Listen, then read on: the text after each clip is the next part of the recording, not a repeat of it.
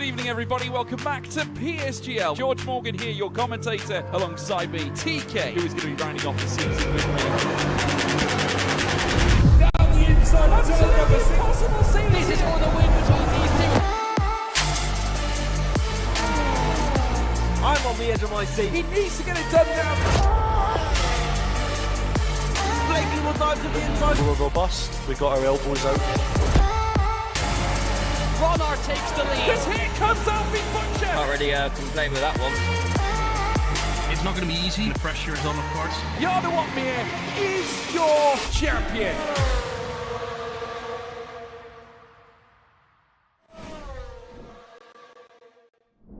And good evening, everyone. Welcome back to PSGL here for E-Series Season 6. We're here today for round 3 of this championship where we head to Mexico City. A place, a track which has had a host of many interesting races here in PSGL and in league racing as a whole. And, well, we get to see what our E-Series drivers can do around this very peculiar circuit. Of course, we've got a long run down towards Turn 1 that will create a lot of action indeed. And joining myself, Nathan Richards, in the commentary box for this evening is, as always, Corey Brooks, welcoming. Great to have you alongside us once again as we head into our third race of the championship.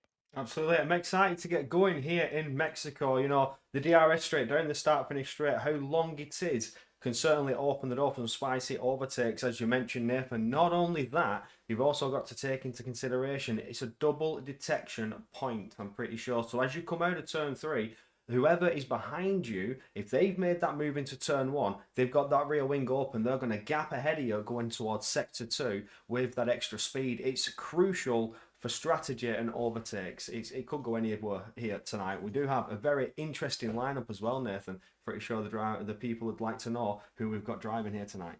Indeed. Let's have a look at who we've got on tonight's grid. So Red Bull have got the same as they've had for the past 2 rounds, that being Keen Godendorp and Ulash Ildrim. Then Williams enter the scene, Alvaro Carreton, making his first appearance this season. He's alongside Matthias van Erven. And then R8G with Joris Krozen and Julian Klaffenbach, and VNT taking Simon Engel, who I believe was here for round 1, and then Victor Vidler making his first race this season and his debut for E-Series on a whole. And then we next have Otis Lawrence back once again for Alpine alongside Piotr Stakelek. And then we have McLaren with Xander Van Dijken and Leo Lund. Ferrari, Lenny Papinta and Riccardo Benzoni making their first appearances this season. Of course, they're 2 of the newest drivers to join the Ferrari camp. And then we have FER with Diego Zorzo and Declan Barrett, arguably their strongest lineup they've had in a long time. And then we have Veloce Academy with Gregory Prejibel, who was here for round 1, alongside Cameron Dades, who I believe he's making his debut here in E-Series, and I've got to say that is a big surprise, seeing as he's been near the top for a very long time. And finally, FRT, Future Racing Team, they have Gabor Chontos, who kind of, well, gifted them their points in round 1 there. They sit in P8 at the moment. Without him, they'd probably be dead last. He's alongside Campbell Adams. So there we go, Corey. Very interesting lineups tonight, and I think eyes are probably on Alvaro Carreton and Williams, being as he's, I think, one of our only 2 esports, or I suppose you could say main seat drivers, taking part this evening. Of course, everybody knows how quick Otis Lawrence is, so being your round 2 winner last time out, certainly coming back, potentially taking 2 in a row is Otis Lawrence, but without his teammate Danny Berezne, now has the driver Piotr Stachulek. Sorry, I'm going to have to learn your name a little bit there. Filling in instead. How will they work together and, you know, choreograph with each other as Berezne has with Otis Lawrence? You know, that he did his work, helped hold back some drivers in round 2 that helped Otis along for the victory, and as well Julian Klaffenbach, who makes another return for R8G, had that 10-second penalty removed, so maintained that P3 finish as well from round 2. Indeed, and I think for 2 of our community teams, at least, for FVR and FRT, of course, with Declan and Diego in round 1, they did a very good job securing, I think it was a P3 and P5. And then for FRT, of course, with Gabor Chontos qualified 4th, finished in the top 10, would have been, I think, P4, but unfortunately had a 3-second penalty. And having those 3 for those 2 teams would certainly help them make their way up in the standings. I mean, after round 1, I think FER was sitting second in the championship, and FRT was up in 4th. And well, heading into round 3, they now sit P6 or P8. So they've considerably dropped down the order as we are having, I believe, a lobby restart as people have left the session. So I'm not Yeah. sure what's going on there.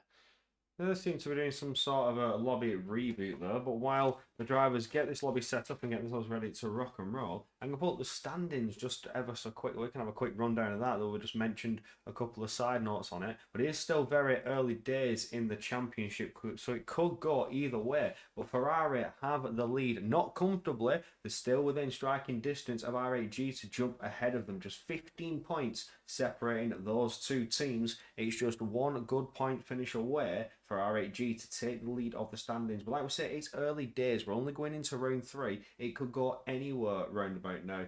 You know, like we said with the Red Bull duo that have come back for 3 races in a row now. Oracle Red Bull Sim Racing are doing very well to just stay there in the mix. 70 points with Alpine just behind them by 7 points on 63. That being the powerful team duo of Otis Lawrence and Danny Berezny. But now, again, like we say, Berezny is not here. So how will Otis work with his new teammate and choreograph with each other to help Alpine jump a little bit higher in the standings? Williams in 5th, your Season 1 champions, coming back now with a little bit of a charge here, trying to get a little bit higher in the standings. That being Alvaro Caraton as well, like you say, Nathan, one of the drivers to watch out for, who could potentially help them along in this fight with FBR in 6th on 52 points. Just a point separating them from the Williams team. Doing very well this time out is FBR, one of the, again, like you said, with Gabor Shontos, he's one of the drivers that are helping, Diego Zorzo, one of the drivers that's helping them along, and as well with Declan Barrett, the strongest lineup they've had so far. Veloce, your previous champions from Season 5, struggling this season, down in 7th with only 35 points.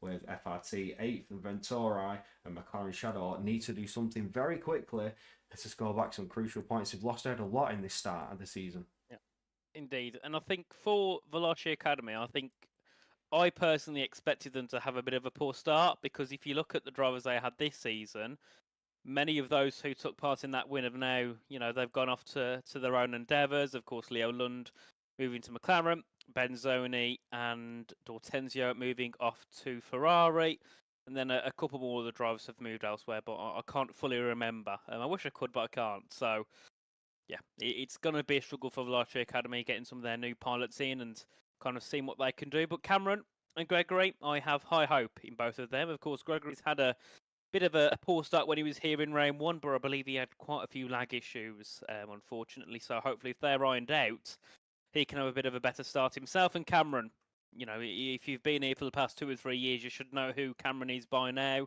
Been here for a very long time, of course. I think was fighting for the F2 Championship back in season 33. Then decided he didn't want to go pro anymore, so bought a PS5 and, went off and did that for a year and a half, 2 years. And then this game, he's decided to come back to PC and try again. So leaving R8G, he's off for a fresh start with Veloci Academy. And, well, if I was McLaren, Ferrari and Mercedes, I'd certainly be eyeing him up. Yeah, absolutely. One of the drivers that you need to keep your eye out for. He's going places pretty quickly. If you mention, like you say, he's somebody to watch out for. Cameron Dowd showing his pace since he's come back to the PC side of things in Formula 1 Sim Racing. And I'm excited to see where this kid's career is going to go. He's got talent and certainly showing that talent every time he races on the track. So here with Veloci Academy looking to make his debut and help them along. They are previous champions, like we said, in Season 5, and they're not doing too well here at the start of the season. Maybe with Gregory they can sort of work together, pull back some crucial points here. And it's not about the drivers, this is a team championship. So they are looking to score the win, but it's not for themselves, it's for the team. Yes. It certainly is, and we've got everybody in, so something tells me we'll be heading our way into the session very, very soon, and we'll have to see what sort of action we'll get here this evening. Of course, Red Bull are looking very strong heading into this one, considering they sit P3 in the standings. Of, well, technically had 2 podiums, but one of them got stripped off in Australia. Last time out, I think it was Ulash who got P3, so Red Bull, Ulash Zildrim looking very strong. And I've got to say, I'm surprised at the start for Kian Gernendorp. I really expected him to be a little bit higher than he has been finishing in the past couple of races. But then again, you've got to let drivers get into their groove, get into some rhythm before going for a new race. And I'm being called by Max Grosspointer, so please stop calling me because I know what you're doing on purpose. I mean, if you was good enough at the game, you'd be here racing tonight, but you're not, so... Whoa, shots Disgraceful fired. from Max. Shots fired. I Yeah, knew he'd told start doing Max. that. He did last week, even though he was in the race, he still decided to call me. He called me mid-race as well. Trying to get your attention there, clearly. Something to mention before we get going into qualifying. One of the McLarens will be serving, if not both McLarens, will be serving a qualifying ban.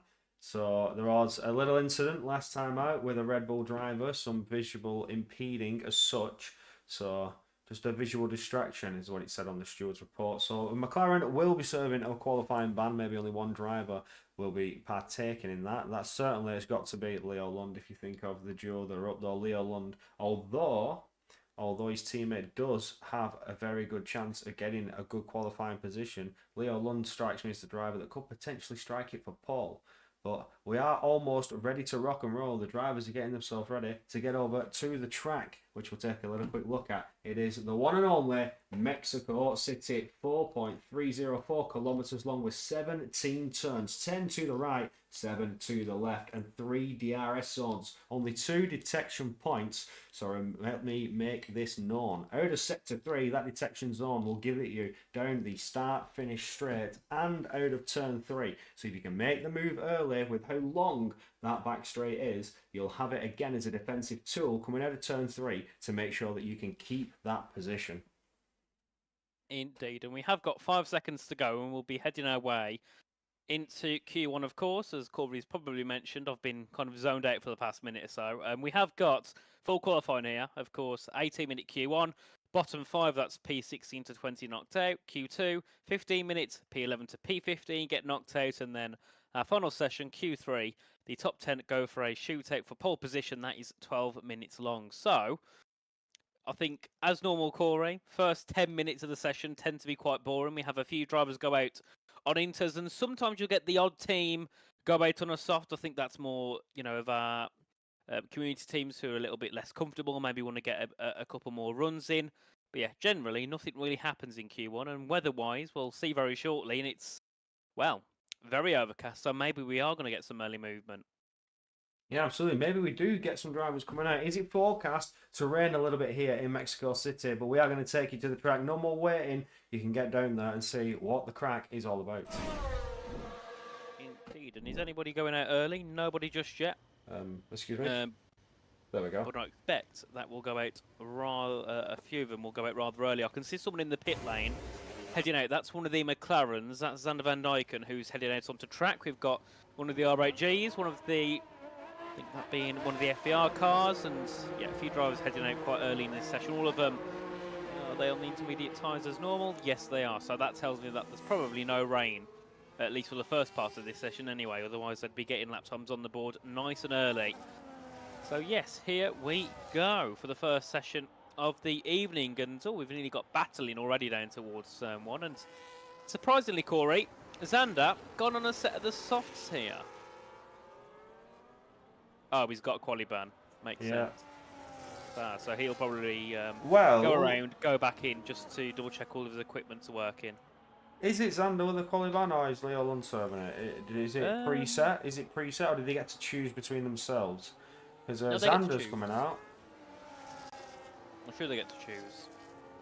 And hence why he's gone out on soft so early. Normally he wouldn't, I'd imagine, anyway. So yeah, maybe just a hardware test, making sure everything's working, like you say, Nathan. And then again, I also feel no slander to Xander that Leo Lund's probably got a chance of being a little bit higher in qualifying. So, and I'm not saying Xander's bad at all because he's still one of the best here, but Leo Lund on his day can be absolutely rapid in qualifying. So, yeah, they're going to let Leo Lund go for this session and see what he can do, but Xander will have to bail in the pit shortly and, well, start from P20 in this race. So a lot of work for Xander Van Dyken in the McLaren indeed. And then, of course, everybody else on track is on a set of the Inters. And I believe, Corey, if you've got it, we've got a little hot lap video off of Duncan Hoffland, haven't we? We absolutely do. So while these drivers are just getting their setups ready and being a little bit boring in qualifying, we'll take a quick little look at said hot lap. Lap Video around Mexico, and as you can see, it's a very long straight until turn 1, so we got loads of time to prepare for it. And we're gonna brake at the 100-meter board using a third gear for these first 3 corners of the track, flicking it into the first one and using a lot of curb on these both left and right hander, and open up the DRS. That's sector 1 completed. Already into sector 2 we go, braking at the 100-meter board once again, flicking it into this left hander in third gear, and again third gear for all these 3 corners. And this is a double apex, so you hit it on the first bit and on the exit. And now into the S section we go. Be aggressive on your turning in point, using a lot of that grass because you can cut it. And now flat out through this entire section, and that's sector 2 completed. Only the stadium section to go, and we're gonna brake at the black box, sending it over the curb and into this hairpin, flick it into it and keep it tight to get a better line through this right hander. And only the final corner, be aggressive and be careful on the power though, because it's very snappy. And that's the lap completed around Mexico. And you are joining us back trackside with that lovely talk down over a lap here in Mexico for a hot lap, a qualifying run. You don't expect to do any of that in the Grand Prix. You'll just burn and shred your tyres away. Not only that, there's the battery deployment, but still, Cameron Dowds takes a 118 on the intermediate so far. The only driver to set a time. Yes, and we do have a couple of drivers now starting to head out on a set of the soft tyres. Well, I'll say a couple, but there's one, and it's Gabor Chantos, of course, who qualified P4 for the Australian Grand Prix to open up the season and was only around a 10th away from pole position. So let's see what Gabor can do this evening, trying to go a little bit out of sync compared to everybody else here in this qualifying session. But of course, definitely I think a driver we can kind of be looking at for Q3. But I think compared to round 1, we've still got a very strong grid. I think with round 1 we had quite a few of our heavy hitters. We had, I think it was Barry, we had a couple of the other pro drivers in alongside Joris and Otis, etc. But going into this one, we've just got a grid of very good drivers. So everybody's going to struggle here getting into Q3. You've got less of those heavy drivers such as Otis and Alvaro and Declan, of course, and then the rest are just that kind of dev level and just top level anyway. So we'll have to see what they all can do, but it will be a struggle to get through into Q2, never mind getting into Q3. But Gabor Chantos now exiting out of the final corner. Let's see what he can manage in this qualifying session. Absolutely, we'll stay on board with Gabor Chantos. We'll follow on board on the pod cam with the TV cam.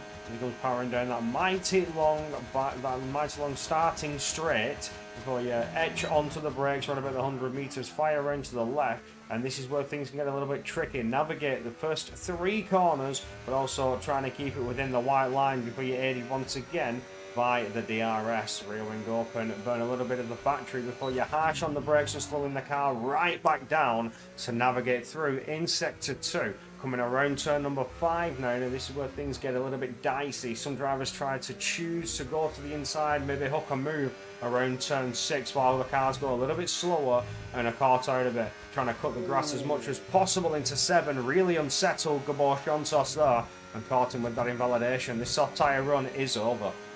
It is, and that is not what Gabor would have been hoping for there. Heading to the end of his first run. Hit the inside a bit too much, and unfortunately that's going to be a lap time invalidation. So let's see, does he... Oh yeah, he's only got a bit of battery left, so we should just choose to go back into the pits and go once again afterwards. But no, he's going to continue on and set the lap either way. Suppose it's just, well, he's not going to set anything. It's a 40, it would have been a 14-2. So yeah, that's odd by Gabor, but okay, we'll have to see what he can do. Yeah, maybe. I don't think he's looking to put the time on the board. Maybe just seeing what sort of his banker time is. The invalidation was very, very fine and on the line. So again, I mean, obviously this isn't a lap because he only had 30% of battery. But if he's trying to kind of get into the groove of things, 2 invalidations in a lap and a half is not what you should be looking for. No, struggling here with those track limits. Did well on the first run-in though with turn 3 this time. Just tried to get on the throttle a little bit more, trying to find some extra time, and ran it a bit wider, a bit too much understeer. And now, see if you can keep it within the lines there. Although we won't really know unless we've got very good eyesight, because it's already picked up that red map. Indeed, as we do have, I think it's going to be Campbell Adams out on circuit here for the FRT team, of course, driving in the Aston Martin for this season. We'll have to see what he can do here this evening, of course. Has been here for the past 2 rounds, but it's been quite dismal for Campbell, unfortunately. I think it was P18 and P14 he's finished so far in this season. So he has got a lot of work to do here if he wants to be a little bit more competitive and towards the top of the timings. So yeah, FRT going out very early with their drivers. Of course, Gabor has gone back in and Campbell is just going out. And then I believe there'll be a couple of the cars starting to make moves in the pits and looking to get their first banker laps of the session on the board. Yeah, absolutely. As we just follow on board of Campbell Adams on his lap, trying to generate all the tyre temperature needed to push on and produce the best lap possible. The banker time, though, as everybody still, apart from Cameron Dowds, does not have a time on the table. They're just weighting it down, trying to save the tyres as best as possible. Like you say, they feel a bit more comfortable. Not a lot happens in qualifying 1. They wait, sit out, and it's more of a waiting game just to tick the clock down.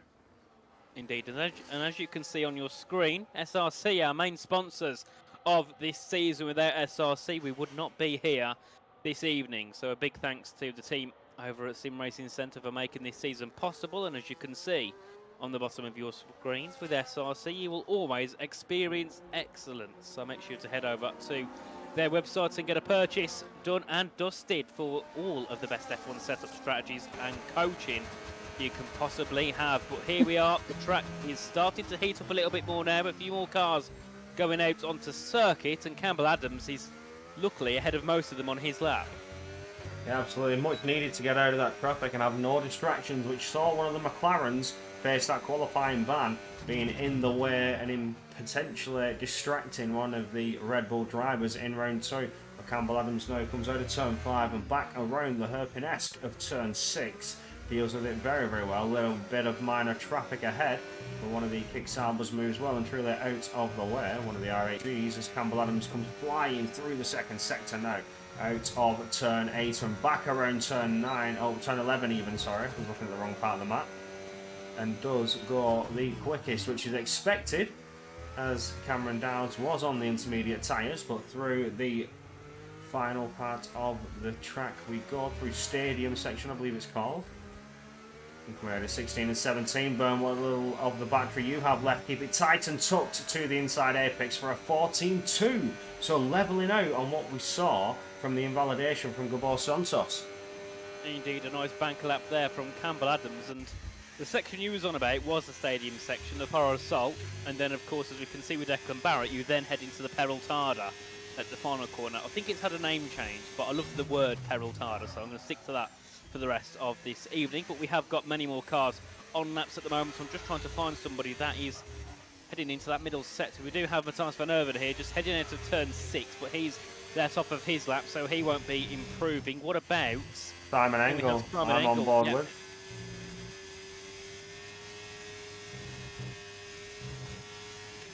Yeah, he's going very, very well, Simon Engel, so far. Is there anything to compare it with? No, it's a 55.246, you can say, as he finishes sector 2. Now, yellow flags are waving, a bit of traffic ahead of the Red Bull and Aston Martin, but they're starting their laps, so it won't pose any threat to Simon Engel as he comes around 16 now, flat to the floor, out of 17.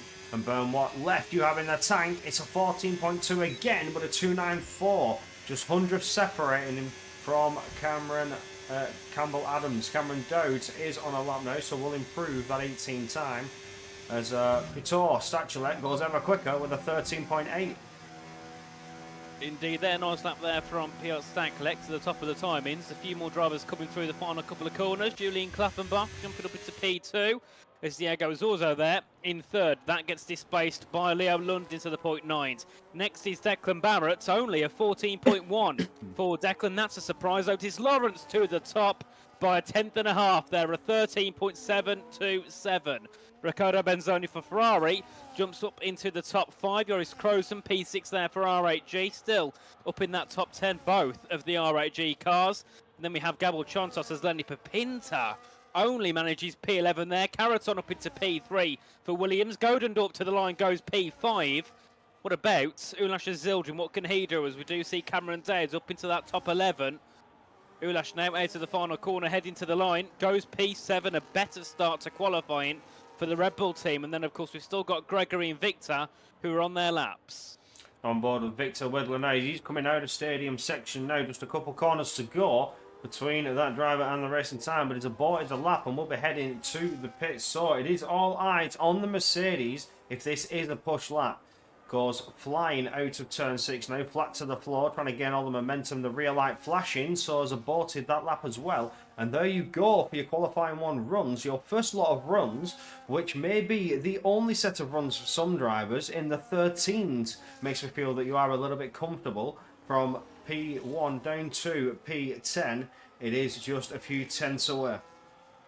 Indeed, and I've got to say, that's a big surprise there for Lenny Pepinta. I remember back in, I think it was season 4 and 5, he was always one of those that you'd kind of be betting for pole, no matter who was racing on the grid. So Lenny Pepinta, that's nearly half a second off there in P15. He's certainly at risk heading into that next session. And then, of course, our bottom 5 as it stands is Simon Engel, who has got a lap time on the board. And then, of course, we have Gregory Prigibel without a lap.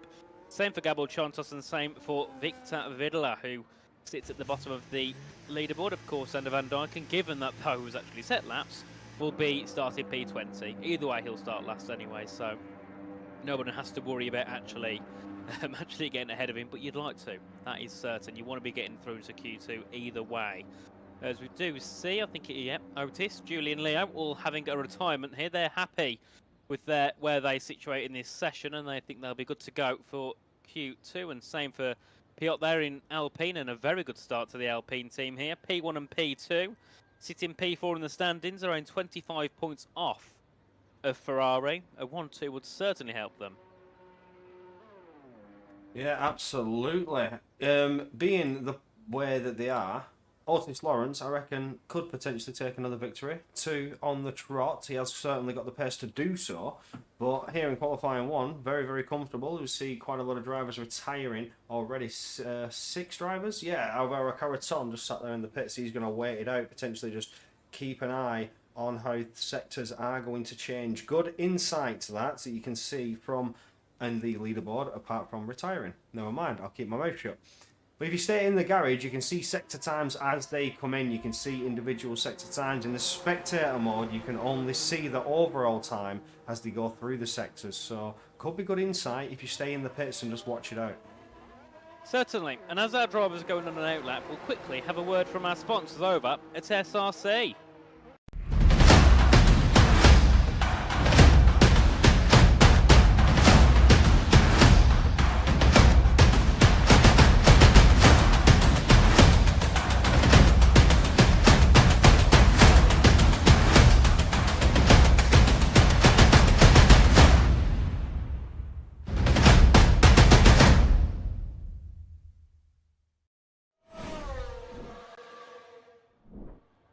And we are back trackside. We'll go on board with Victor Wedler, who will be the first driver to take us away with these final runs in qualifying 1 to see if they can get out of that bottom 5. Victor Wedler, Gabor Santos, Gregory Prigibel, and Simon Engel with Lenny Pepinta.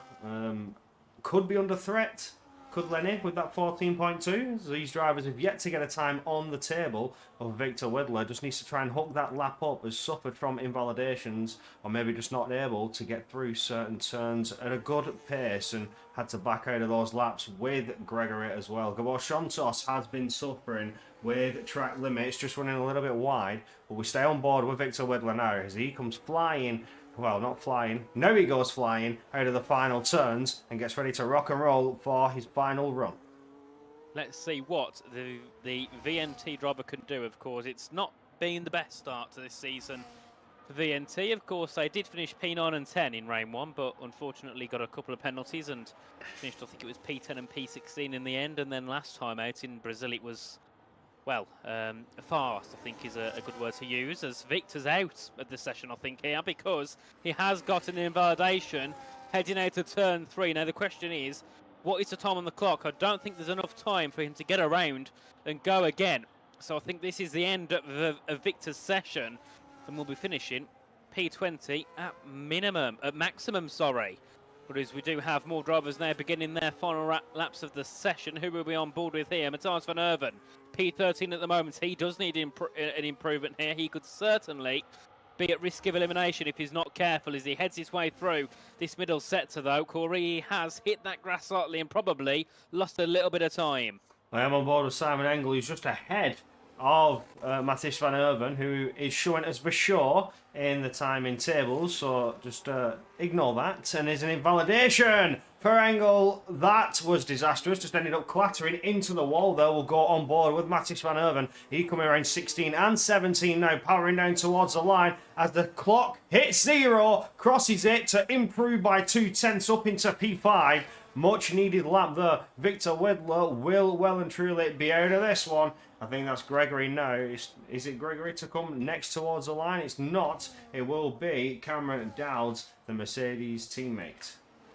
Well, And he says P12, but I think he should be safe there with both Simon and, of course, Xander being out of this session. Declan Barrett to the line. Where can he go? Goes P3 there for FBR. A few more cars just coming through that final corner. Next we have Campbell Adams. Displaces Cameron Dowds. Goes 13th. Gamble Chantos up into that top 10. And now that really does put Veloci Academy at a risk of elimination. Of course, Lenny Pepinta's got to cross the line and set a lap. Gregory's out. He won't get through into Q2. And Lenny Pepinta's also out for Ferrari. We'll start P17.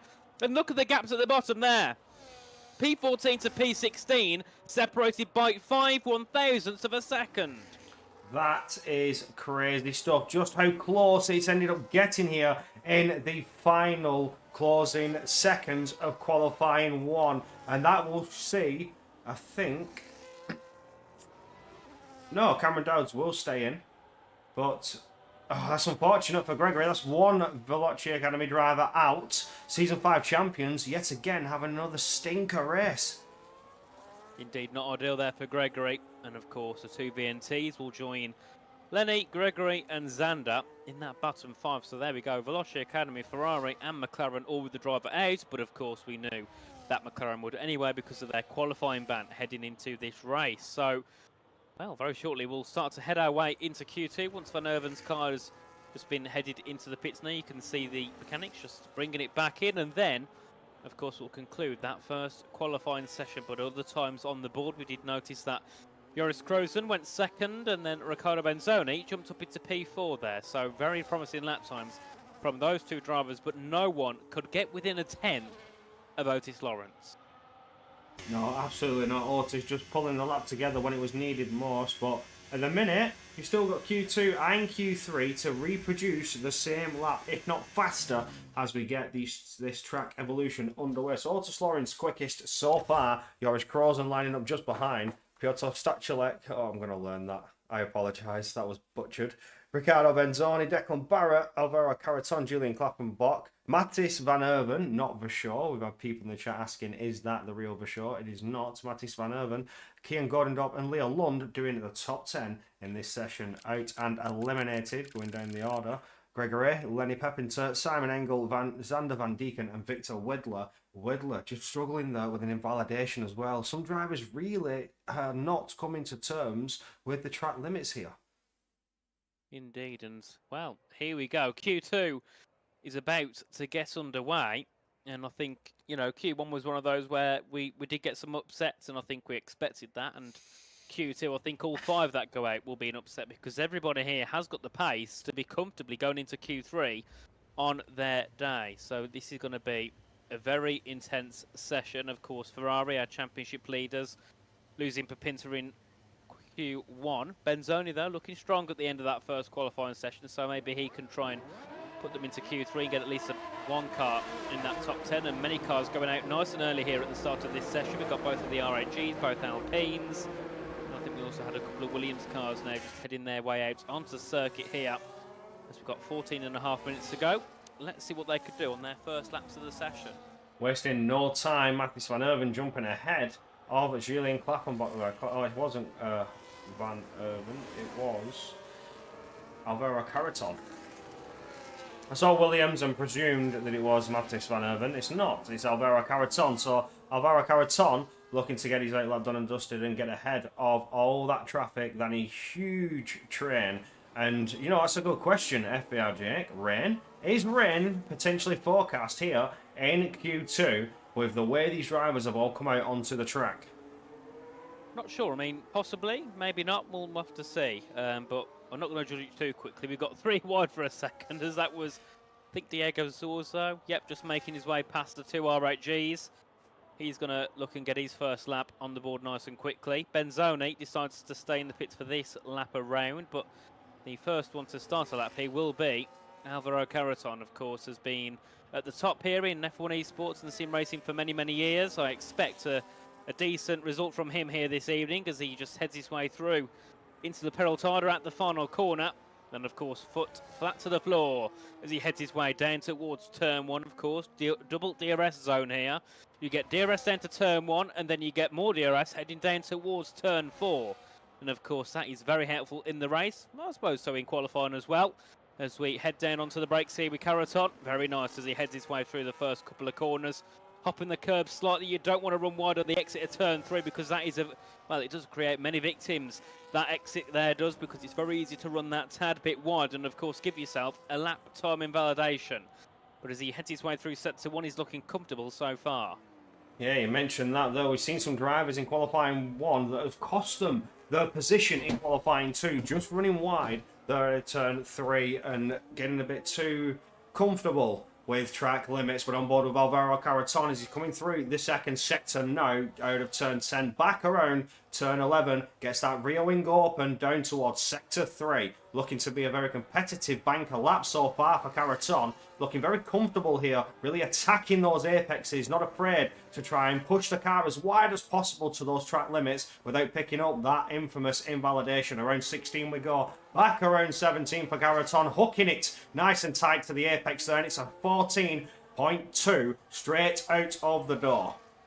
Indeed, and there Zorzo jumps up to P1 there with a 14.164. Klaffenbach just setting his first lap time on the board. Of course, most of them here will be on used tyres, so I don't expect the best laps in the world from these drivers. As Stanek there goes into P5, we do see Van Erven jump up into the top 2 for Williams. A nice lap from him. And then we have Leo Lund into P6. What about Unash Ildrim here for Red Bull? Jumps up into P5 with a 14.339. And Otis Lawrence to the top, as per usual, with a 14.095. He tops the timings here at the start of Q2, unless anybody else further down can say something about that one. Chontos, P11, behind his teammate. That is not good for Gabor here in this session. Of course, normally has a lot of pace, but being behind his teammate, he's certainly not ideal, especially a teammate that's been nowhere near the top 10 all season long. Yeah, absolutely. Riccardo Benzoni choosing to stay in the pits. Only 14 drivers setting their time so far, so maybe there isn't weather on the way. These are used tyre runs straight away, straight out of the door. Joris Krozen suffering with what could only be described as an invalidation as well with Declan Barrett, unless they have gone for a double outlap, burn up a bit of fuel and get some more temperature in the tyres on board with Joris Krozen, who is invalid though in the stadium section, so we'll be going back to the pits. We'll take a quick little look at Declan Barrett to see if the double run was on the cards or if this is back down pit lane. I think it will be into the pits. No, pushing, yeah, into the pits. Yep, in goes Barrett. He'll be done here for that first run. Of course, puts himself under a tad bit of pressure, but nothing much yet because, of course, we still have 10 minutes to go in this session, so the drivers can still be quite relaxed here, heading into that final 10 minutes of Q2. And then, of course, we'll see the drivers probably go out twice more in this one. They'll go out in a couple of minutes, and then they'll go out for one last run near the end of the session, normally around that 2-minute mark. And then, of course, we'll be able to see then who can make their way into Q3. But as we've said before, very competitive drivers here up in that top 15, and all of them deserve a place in Q3, but unfortunately 5 of them won't. So we'll have some upsets, I think, once again here, Corey, unfortunately for some of our teams. Yeah, I think we will. We'll just see some cars getting themselves finally back into the garage. When you have that double stack, it takes ever longer to get the second driver into the pits. I think we've got movement in the Kicksalver garage. That could be Joris Krozen looking to come back out to the track. It is going to be one of the kicks. It'll be not Joris, it'll be the other one. It'll be Julian Klaffenbach. We've also got, I think, Matthias van Erven as well, heading out onto track in P3 currently with a 14.2. I think yet again another driver that can be looking to make his way up into that top 10 for qualifying quite comfortably.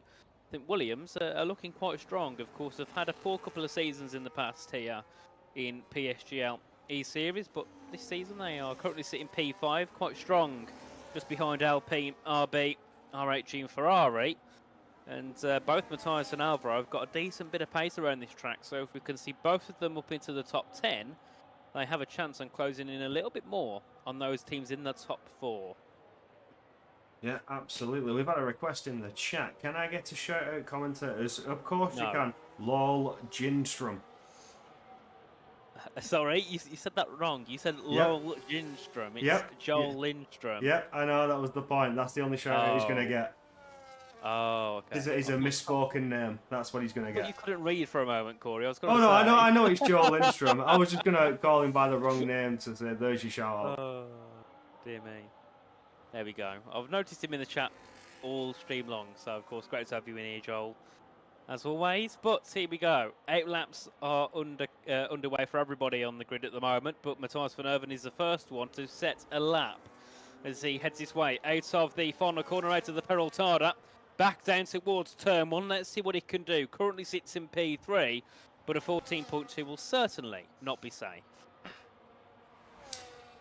I mean, it's not safe yet, but that time it wasn't safe anyway. You saw the 13s coming in qualifying 1.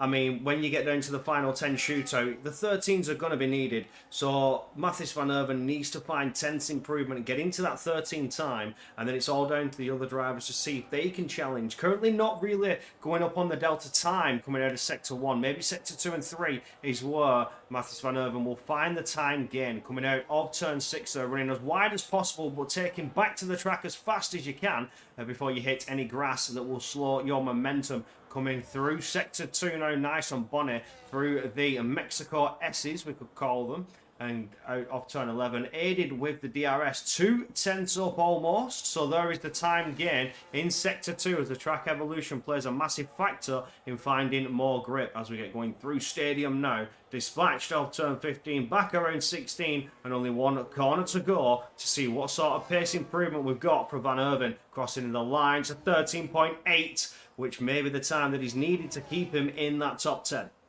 Indeed, a great lap there from Matthias van Erven. Next is Riccardo Benzoni. Jumps up to the top there at 13.679. That's the fastest lap we've had so far this evening, as Diego Zorzo there, 7,000ths back from Matthias van Erven, jumps up into P3.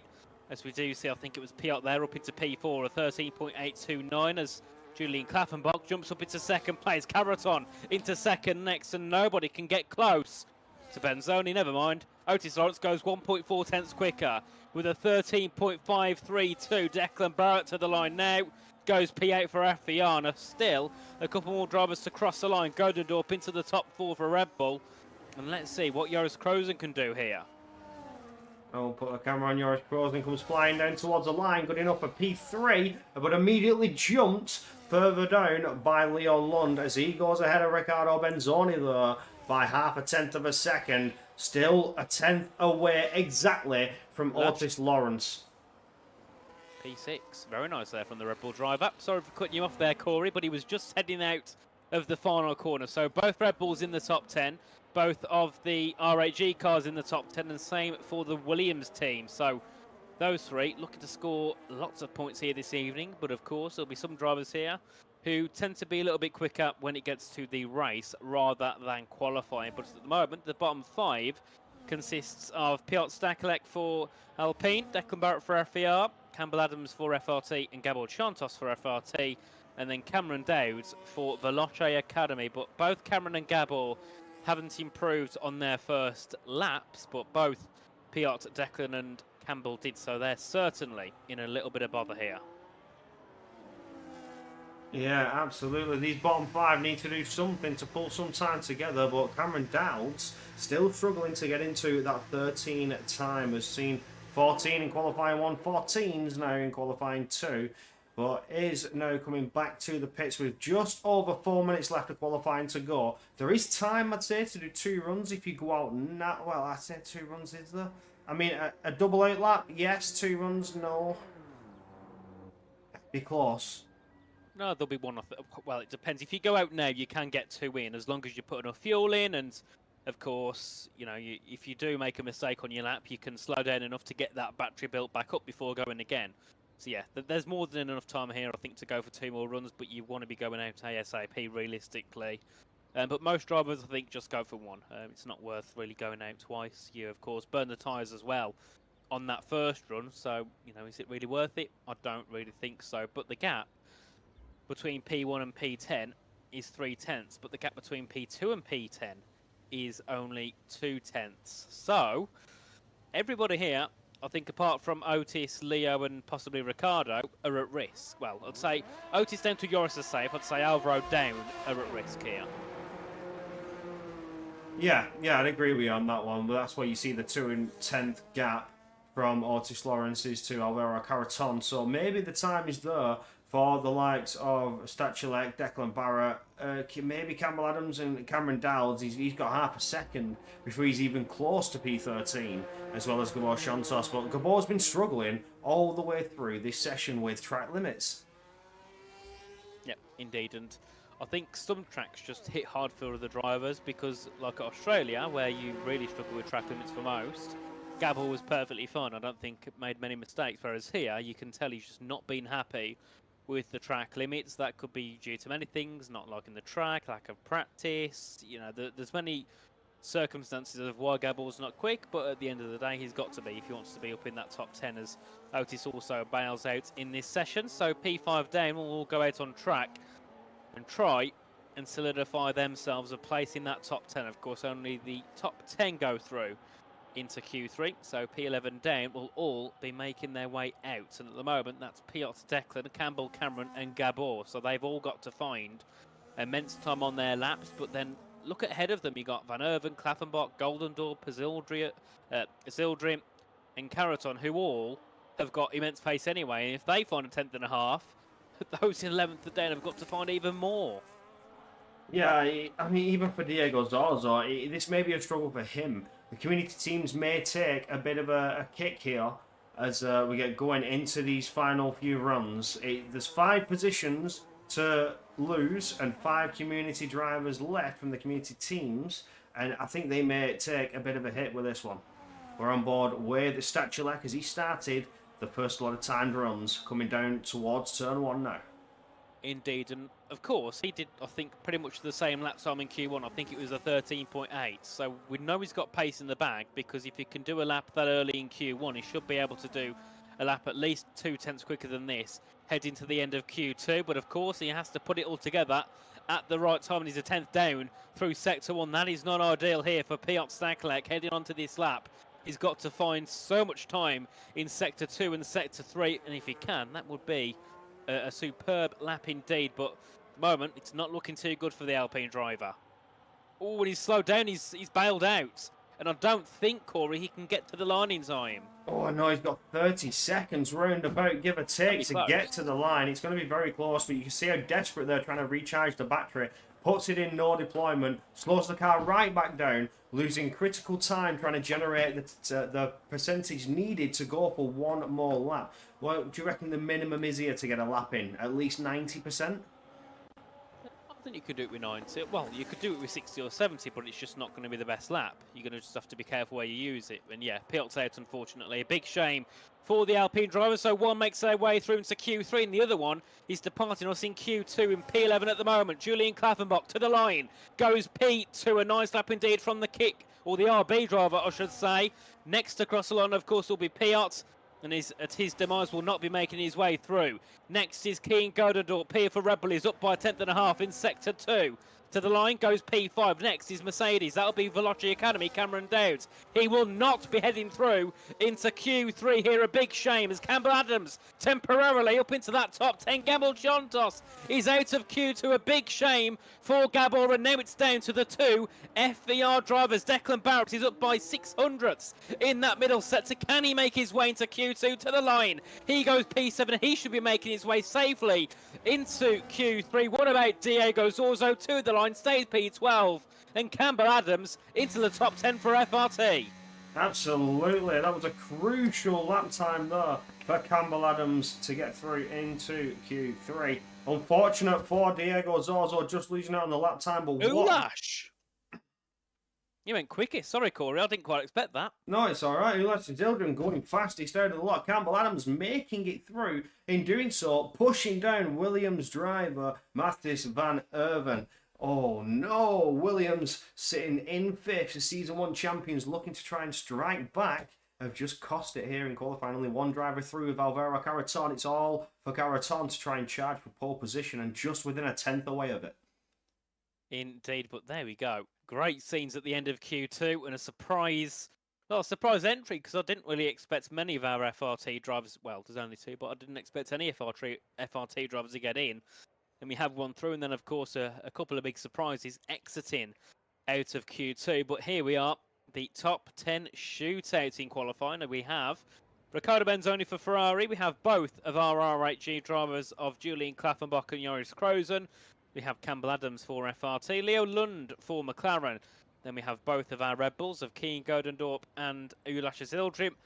Then we have the Williams driver of Alvaro Carreton, Alpine's Otis Lawrence, and finally Declan Barrett for FVR, which means there's only two teams with no drivers into Q3, and that would be VNT and Veloce Academy. Leo Lund, first driver to take to the track here. He's going to try and push on as we get to that 12-minute mark for the 10-driver 12-minute shootout for pole position.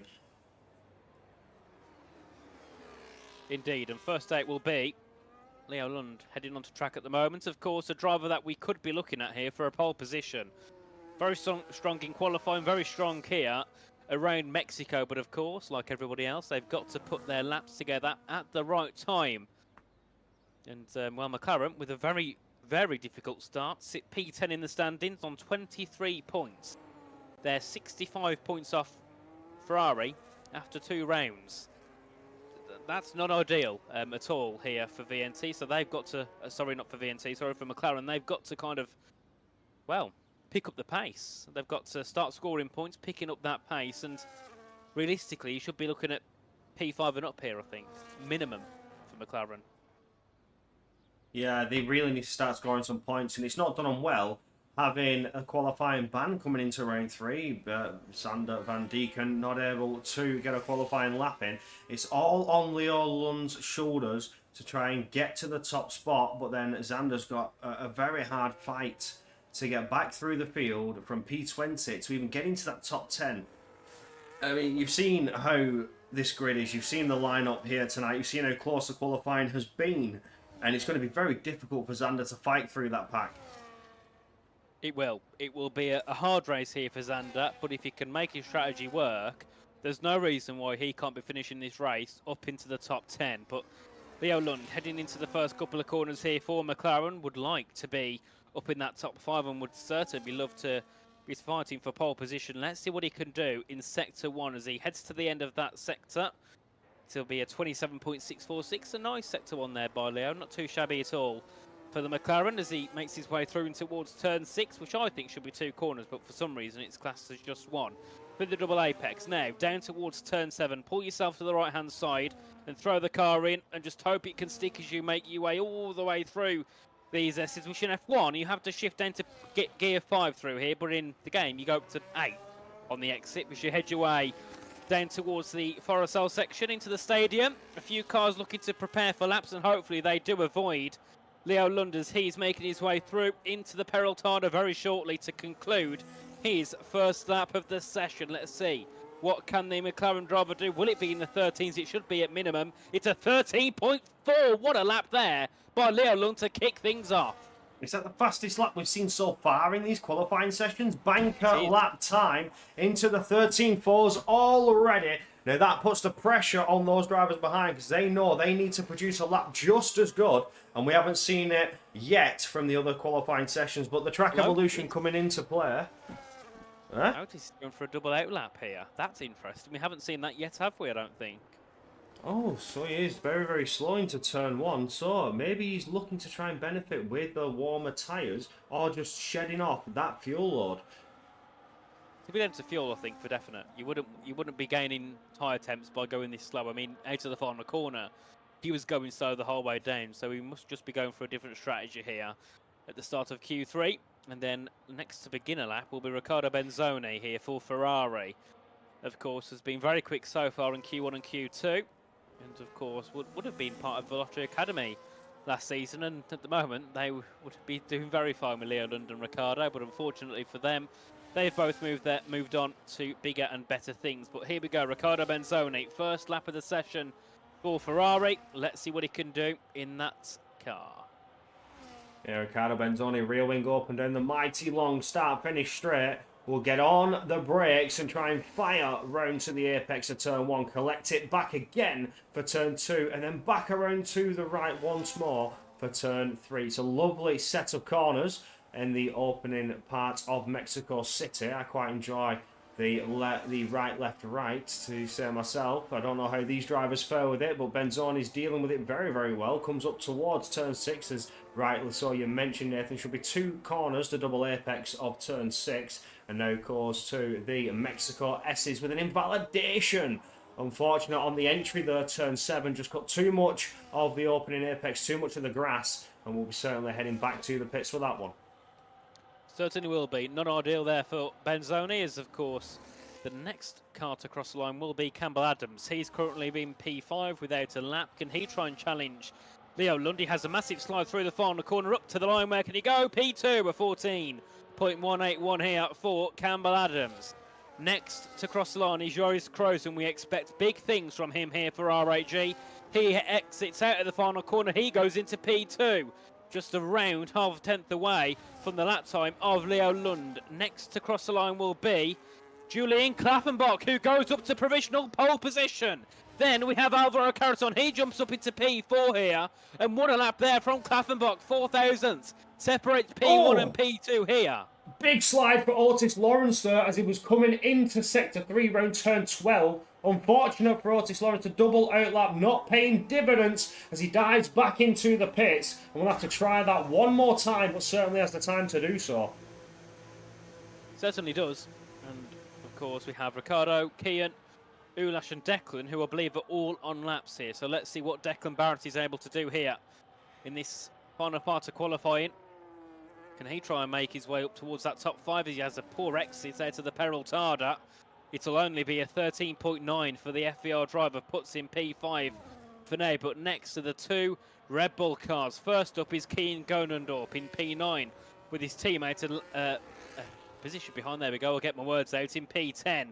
Keen yet again a bit squirrely through that final couple of corners. Let's see what he can do for Red Bull. Foot to the floor, heading up to the line. Will it be provisional pole? No. P5 as Ildrim goes into P5 himself.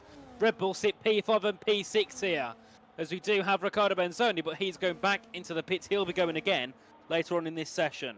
Leo Lund crossed the line once again, so has got the fuel to go one more time, and he's certainly doing so. Rear wing is open and deploying the battery. So as we come around into turn 1, now collected back around turn 2. A little bit wide on the entry, but still managing to make the apex. Almost running wide of the white lines on the exit of 3. Could have cost himself the invalidation though, but does stay out of it. Half a tenth improvement so far out of sector 1. Coming around turn 5 now and up towards a double apex. Turn 6. Catch it, don't run wide. We saw some drivers cost themselves their laps here. Coming out of turn 6, dealt with it well as well on the entry of turn 7, which saw Riccardo Benzoni invalidate his run. But Leo Lund, no fault at all as we get going out of turn 11 now. Rear wing is open and we'll finish the sector 2 split. Still just under half a tenth up on the improvement so far. It is an improvement. It will be pole position, but certainly has got more pace in the bank and can try and go a little bit further away from Julian Klaffenbach. Out of the final turn we go, and dives into the pits. Never mind. Yeah, he made a mistake heading into the S. He's probably cost himself about a tenth there, so he's going to go into the pits and then wait, of course, once more and go at the end of the session with everybody else. Caratoni, I think, going for a double lap strategy. The same here for Otis Lawrence. Of course, Otis P9, we should really be expecting him to be up in that top 3 at minimum. I think, you know, you could be a little bit optimistic and say he should be on pole position, but that's only because of how quick he's been on this game so far.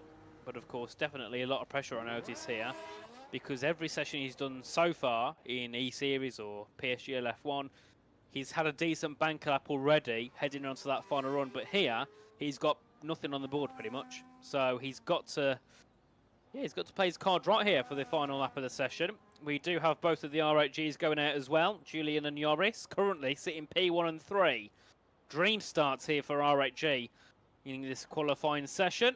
And then Red Bull as well, looking comfortable in P5 and 6 with Leo London, Alvaro Carreton there in the mix. In terms of championship, this is perfect for R8G if they want to get higher in the standings with that 1 and 3, and for R8 having a driver out in qualifying 1, Riccardo Benzoni struggling with the track limits here. If he can't get higher and separate those R8G drivers, then R8G may potentially take the lead of the standings here. But we are still only in qualifying. The race is yet to happen, so it's all speculation for now, as Otis now goes to start his second outlap.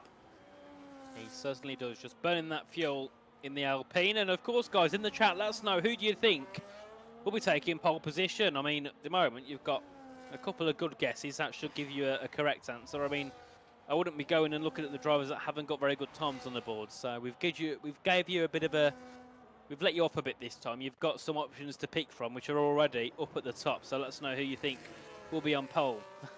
Jake Dorser saying Nathan Pole. Oh, I wish Jake. I mean, yet again, the only reason I'm not here is because I'm too good and I'll show them up. As Quabena Turkey says Leo Lund for pole position. Maximilian says Otis with a 13.2. Now that, Maxi, is disgraceful. You're not even going to say your own driver. Where's the support? Disgusting scenes, Maxi. And Franchi says Key and G for pole position. It's like you say with Maxi though, he's supporting Otis, can't support his own driver. There comes a point where if somebody's better than your driver, it's just acceptance at this point. I know Declan will do a 13.2. So why do you not say Declan then? Relives of over optimism. Like, you're acting like, people are acting like Declan's not quick. Remember, he was in esports last season, guys. Liam says you were not funny. Neither are you, Liam Carrag. Sixton for pole. Yoris, we are watching Yoris. Don't worry, he's on his lap now, just heading into sector 1, and he's apparently 10th up in sector 1. But we'll have to see once we get to the end of sector 2, because sometimes it looks to lie to us. Absolutely, he is coming into turn 7 now, which has cost some drivers an invalidation. Looks a little bit wide on the entry, but caught it well to come back through the Mexico S's.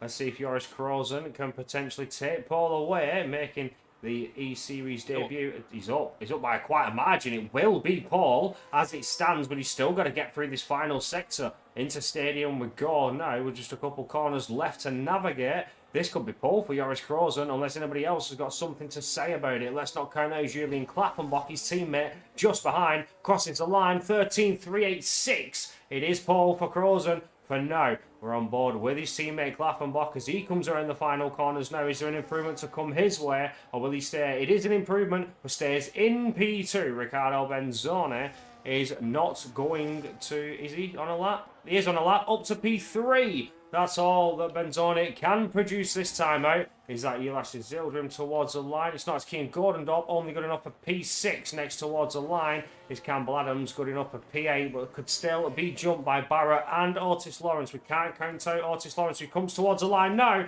and goes pole with a 13.3, quickest so far, with Alvaro Carreton crossing over for P4, 13.450. Next towards the line, Elias Zildrim goes up to P4, but all eyes now for Leo Lund, who has invalidated his run. Otis Lawrence takes yet another pole position. Well, 0-0 there for Leo Lund. Was looking very comfortable at the start of Q3, but unfortunately, an invalidation will drop him down to P7. But there we go. Pole position goes to Otis Lawrence with a 13.302. The Kick Sabres, the R8G, sit behind in second and third. Luscious Ildrim up into the top 4 for Red Bull, with Alvaro Carreton running off the top 5. Riccardo Benzoni sits in P6 ahead of Leo Lund. And then we have Keane Gordondorp in P8. Campbell Adams in 9th, and then Declan Barrett running off that top 10. Unfortunately, had a disconnect there heading to the end of the session. But, of course, very shortly, we'll be heading our way into the race. We have got to have a restart first, unfortunately, just so something to do with tyre compounds, basically. But yes, I'll leave all of the technical stuff to the engineers if they would. But yes, it's all about tyre compounds and not having enough of certain tyres for the race. But Corey, while we wait for everything to kick off, let's have a word from SRC.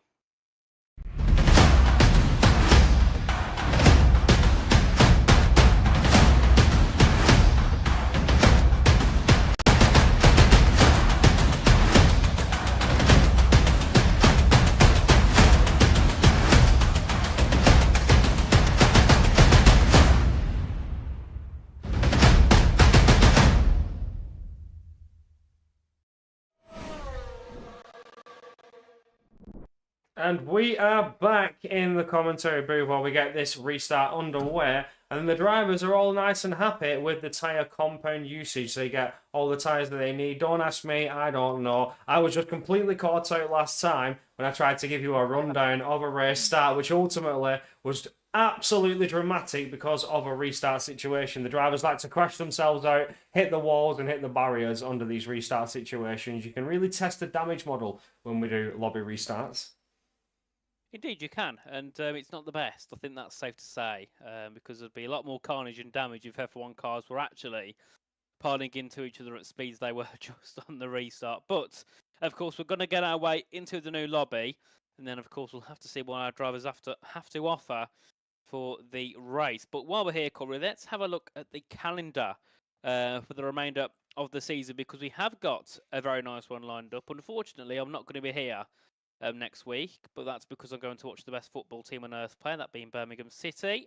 And then, of course, we have round 5 for the Austrian Grand Prix. Then we have a week's break. And then, of course, we return once again for 7 races in a row. We have Miami, Spain, Britain, Italy, Azerbaijan, Texas. And then rounding off the season, Saudi Arabia. What a way to end it. Yeah, I got to agree with you on that one. What a way to end the season. We head over to the Jeddah Corniche circuit. Now, I absolutely love Jeddah. I adore Jeddah. It is my favourite circuit to drive, whether it be a race or in TT. You've seen dramatic events that have been in the esports as well at Jeddah, but I like it. Sector 1, it flows very nicely. You hit those corners and you just feel unstoppable. What, Jeddah? Yeah. Yeah, it's such a weird track because you either go into it and you're just quick, stupidly quick. You hitting every apex perfectly fine, but then you have the odd day where you head into it and you're like, yeah, it's just not going to happen today. It's a track that I have a love and hate relationship with. Sometimes I'll do one quick lap and be like, right, this is it, and then I'll bomb TT it for an hour.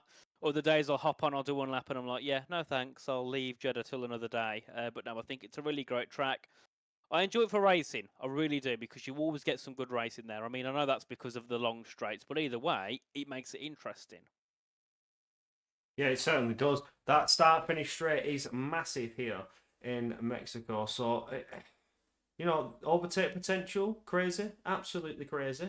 But down into the final lap, do you want to overtake down into turn 1 to try and benefit with the extra DRS out of turn 3? Because we have seen some late lunges in the past going into turn 12 as well, the final DRS zone that you're aided with. So I don't know what to say here. You can't put one name to the race win here. We've still got the entire Grand Prix to go. Indeed. I think a lot of it will also come down to strategy, and of course here safety cars are enabled, so there's always that chance that the safety car could come in and kind of change the results. We've seen it happen many times. And, I mean, it's always great for one team, but never great for the team that was originally winning. But either way, I think it's so difficult to kind of sit here and say this person's going to win. I think you can always look at Otis Lawrence and say, he's the man. But the strategy is such a key part to the race. I mean, look at PCF1 on Wednesday at Kota. Alpine were leading by 2 seconds comfortably with Otis and Danny. One mistake on strategy, and they finished, I think, P5 and P7. So strategy, I think, on this game, because of the fact you can't overtake, is very, very key. Yeah, absolutely. The strategy is going to go down to the wire. It wouldn't surprise me to actually see it all down to undercut, maybe, potential. That's the way to go. But how are the tyres going to fare out in those final closing laps? We know this game has been nasty with the tyre war has introduced a much more I don't know, unorthodox approach to how you're going to go into races. Track dependent two stoppers, like it could be quicker. The two stop I've seen is faster. We've seen some drivers try and brave it and go for the two stop, and in the end they have caught the leading pack, but by tyre difference, not been able to make the moves as quick as they'd like to. Yeah, it's a difficult one, and I think around here, I want to say one stop, but I don't know if I'm being fully honest. I mean, last game it was always a one stop, no matter what. But this game, because of the tyre wear, it's always different. So I don't have a clue. But I'm going to stick with one stop anyway, just because I'm going to hope I'm right. And if I'm not, I'll have all the engineers hating me in the chat because they all. I mean, the weird thing is for engineers, they just know automatically what the strategy is. It's like they don't even have to try and do any sort of data gathering. They're like, Mexico. Yeah, it's this strategy. It's like, how do you know? Yeah, I don't understand it. Yeah, I agree with you. I suspect everybody's going to start on mediums. And the hard compound tyre is the better tyre to be on that I've heard from some drivers in the past. It's just a much better racing tyre. So they're all going to start mediums, get that medium stint out of the way. But what will be interesting is to see when they're going to box. If you see, especially with 36 laps here, they start boxing around, I don't know, what would you say, lap 9, between lap 9 and 12, could be potential 2-stop. Anything longer than that, they are going the distance for a 1-stopper. So tyre management is a must on these mediums in this first stint. See, I thought last night in PSGL 4, when I was commentating there, that, they're pitting on lap 8. They're going to do a 2-stop. No, they went to the end. So, you think, I'm right for once, and then you turn out not to be. I mean, they did all get punctures on the last lap, so I suppose that's a risk you take. I think that's, yet again, another factor to bring in, risk.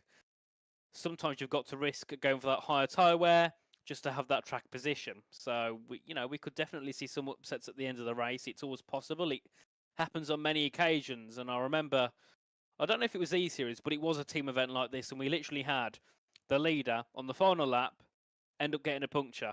So, it can happen. And unfortunately, it's always when the team's doing really good as well. But I'm looking in the chat and Joel says, who are these cuties? It's like Joel pretends not to know who we are. Disgraceful. I mean, as long as I'm actually glad they don't have a YouTube chat for pictures because he always posts his food in Discord. And believe me, I'm kind of worried what his parents are feeding him, genuinely. Some of the stuff that he posts on there is just... I mean... There was one, it was pasta bolognese. No, so it was just pasta, and it had tomato sauce on it or something. Yeah, ketchup on it, literally everything. He has ketchup on toast, Corey. Oh, dear God, no. There's some foods I agree. Okay, ketchup. It is one of the greatest condiments in the world. Goes amazingly on hot dogs, a bacon sandwich, tomato sauce. You've got to have it. It's got to be done. But on everything, it's just too much. It's just way too far for me. Some people put it on their like roast dinners, and it makes me feel sick when I see that on Facebook. And they're like, "Oh, I've had a roast dinner and you've got ketchup all over it." Oh no. No, that's no, not on a roast. Not with gravy. That's just wrong. You've got sweet and savoury. That's just wrong. It's a bad combination. And Ben says 1 barbecue, 2 ketchup, 3 mustard. So I agree on the first 2. But mustard, it's not like I don't dislike it, but I wouldn't go, let's have some mustard with my chips. Like, no, I never choose mustard. I think, for me, my third sauce has got to be yogurt mint. But that's only because I have lots of kebabs because I'm a rather large person. I've got to go. I'm a mustard guy, but I have a lot of kebabs. I do have a lot Mayo's of kebabs. mid. Oh, no, mayo's horrible. What do you think on mayo, Corey? Controversial, I love mayo. I'm a garlic mayo and chili sauce kind of guy on a kebab. That's right. Here we go. We've had talks about condiments and people's dinners, and well, in about 20 seconds time, Corey, we're going to go racing, and you've got the pleasure of taking us down to turn 1. Oh, lovely stuff. I will take us to the track so we can get underway, but what I can say is TTM Aiden, my nan has mustard with roast beef. That is goated. That is amazing. No. I'm sorry, I've got to defend that with my life. I've got to defend that with my life. You have a roast beef sandwich with mustard, change your life. I'm telling you, changes your life. That I can defend. Aiden, I'll get along with your nan. That's fact. Let's talk about Aiden's nan, are you, Corey? Well. Well, she makes a roast beef and mustard sandwiches, so we're all happy there. But we're waiting for the drivers to get the setups on, set their strategies, and of course, get themselves ready to rock and roll. It's 36 laps. So again, undercut threat is massive here. And with the way the tyre wear is, the strategies could go anywhere. Absolutely anywhere. Yep, they could.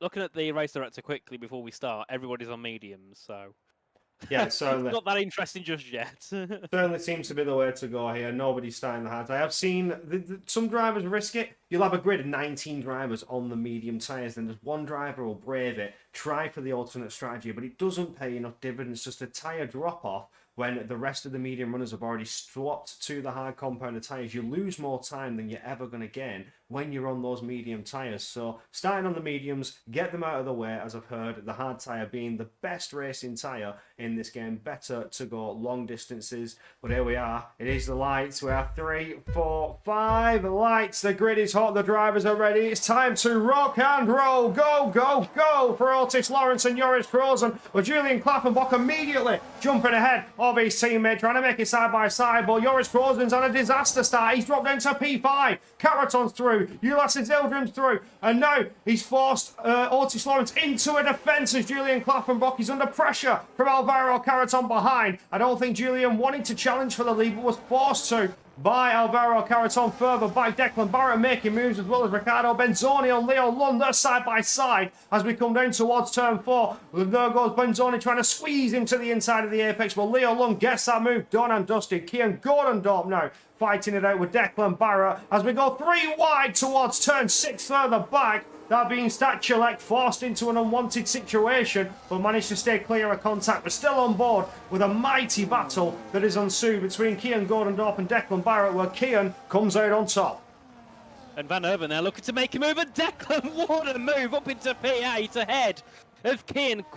Caught him quite off guard there. Heading into the stadium section, Van Erven going to the outside, has to go off track doing so, and now puts himself under pressure here from Campbell Adams, who gets closed in and overtaken by Diego Zorzo. Up into P11 for the FVR driver further back. Sander Van Dyken's got damage on his McLaren, so he must have made contact with someone down at turn 1, and God forbid it isn't VNT, because in the chats we won't hear the end of it from Jake Benham, so please, please, please don't be a VNT McLaren battle once again. But back up at the front, Julian Klaffenbach with a nice heavy advantage to Otis Lawrence and Corey. I've never noticed this, but they actually have the baseball stadium in the background.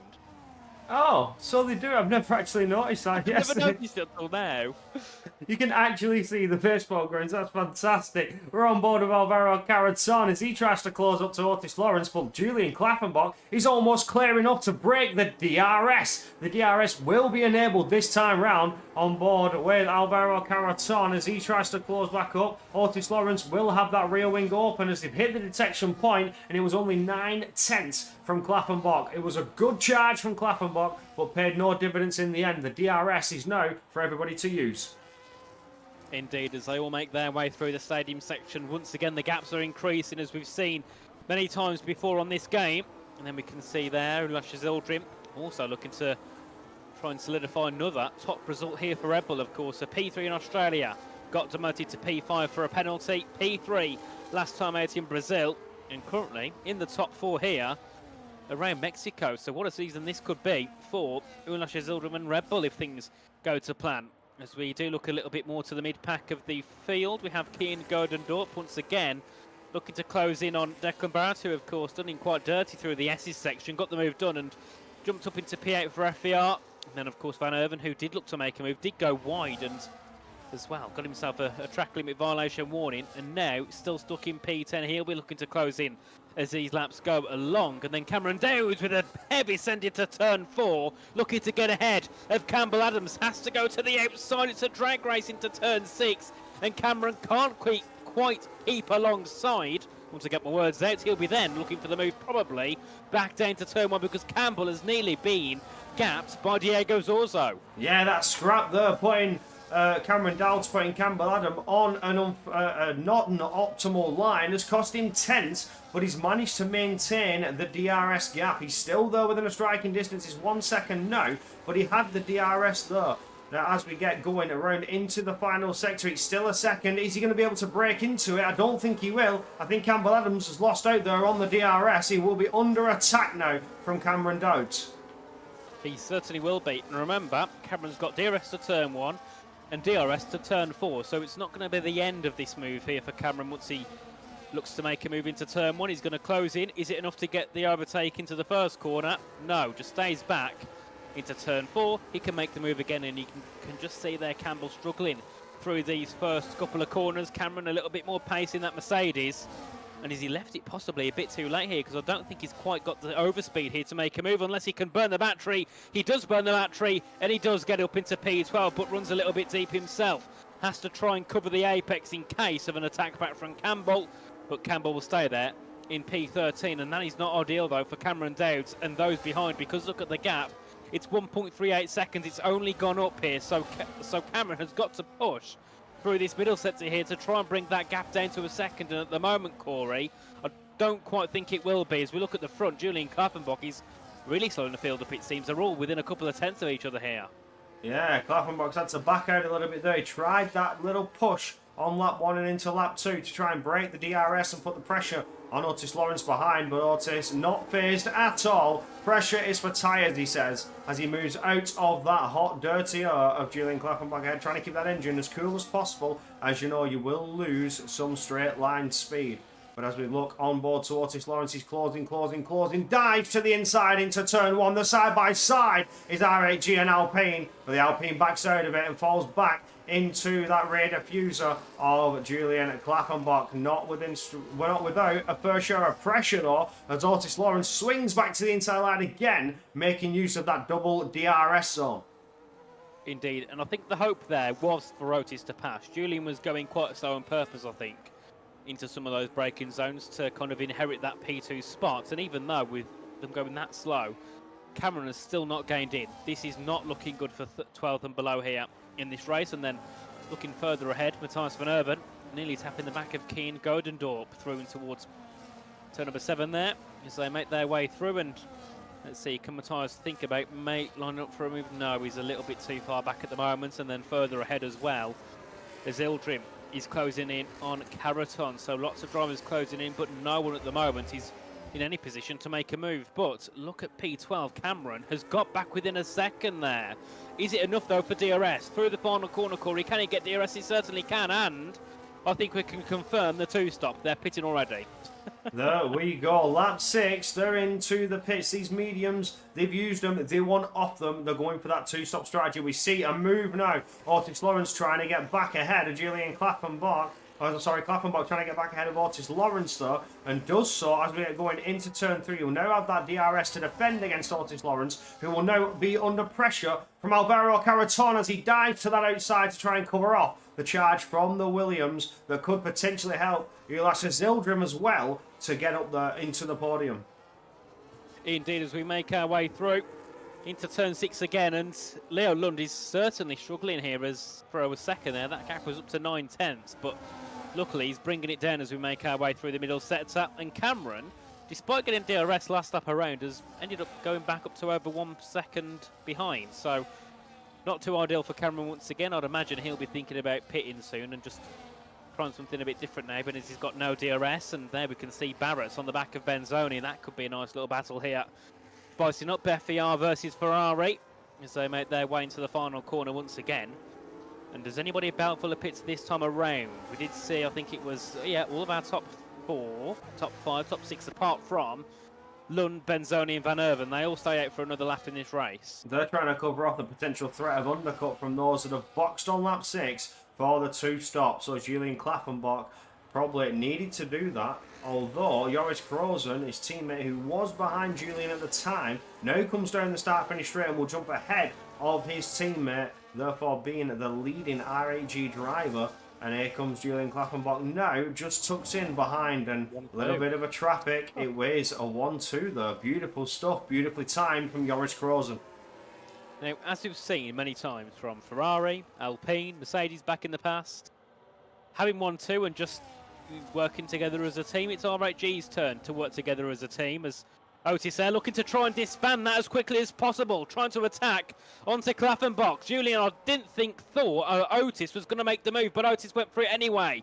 He's going to try and hang it around the outside in towards turn 6, a bit of contact between the two, and still Julian stays in P11 and I presume his teammate will just slow down and let him back into DRS shortly. But of course, if the two RGs can work together, it's going to cause such an issue for Otis and those behind to get past, because they're just going to increase the gap to about 6 or 7 tenths down that back straight, and then just close in, and no move can be made from anybody further behind us. We do see Matthias and Simon Engel into the pit lane here for Williams and for VNT, and once again that will put Joris even higher at the top of this leaderboard, as we do see Ricardo jump up into P1 and Piotr Stakelek there get ahead of Campbell Adams and jump up into P3. Now is Piotr trying to hold people up for Otis is the question. I'm not quite sure what's going on here, but Piotr's not really got the best pace. No, I've been struggling out here, not able to work with his teammate as best he can. 3 seconds behind Leon Londo, as those drivers have yet to pit off the medium compound tyre. It's still an R8G 1-2 so far, with Otis Lawrence still trying to put a spanner in the works of the strategy that the R8Gs have put together. Indeed, and of course, trying to split them as quickly as possible is ideal, but unfortunately, just couldn't quite get past that R8G wall there of Joris and Julian, which is a deadly team, combo anyway. I wouldn't want to have to go up against those two, that's for sure.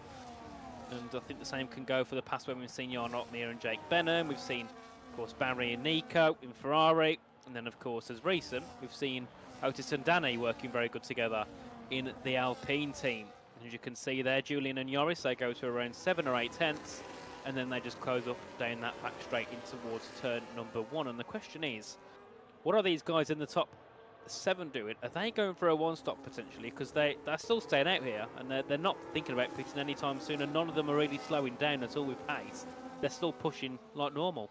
Well, like you mentioned, with how just going that 1 lap early, you said boxing from lap 6 and they got punches, so maybe they're just fearing the risk of puncher territory and are yet to box for the potential 2-stop here or no. If they go maybe 1 or 2 more laps, then hands down they are going for the 1-stop strategy. So they're just trying to extend and tyre save on these mediums now. So I bet they're still in 2 minds at the minute. Don't forget the drivers are in full control. So if the engineer says to box and go for a 2-stop, the driver can say, no, I feel a bit like it may be better to do the 1-stop. Indeed, I mean, it's a difficult one because you've got to kind of make your decision now. The fact we're at lap 9-10, and obviously Joris, Julian, etc. have done 3 and 2 laps on their tyres. At this point, you've got to commit. 1-stop or 2-stop, that's it. No one win an R, and you've got to say, right, we're sticking with this strategy. Otherwise, you then start to put doubts in your mind when you start to think, well, maybe I should have done this, maybe I should have done that. You've just got to go with, we've got to go with the flow. If you're staying out now on lap 10, you've got to start thinking about probably going for the 1-stoppers. Gregory, with a 10-second penalty for speeding in the pits, that is not ideal at all for Krzyzewski, and something tells me that means he'll have no chance of finishing in the top 10 here. No, that's a race-ending event.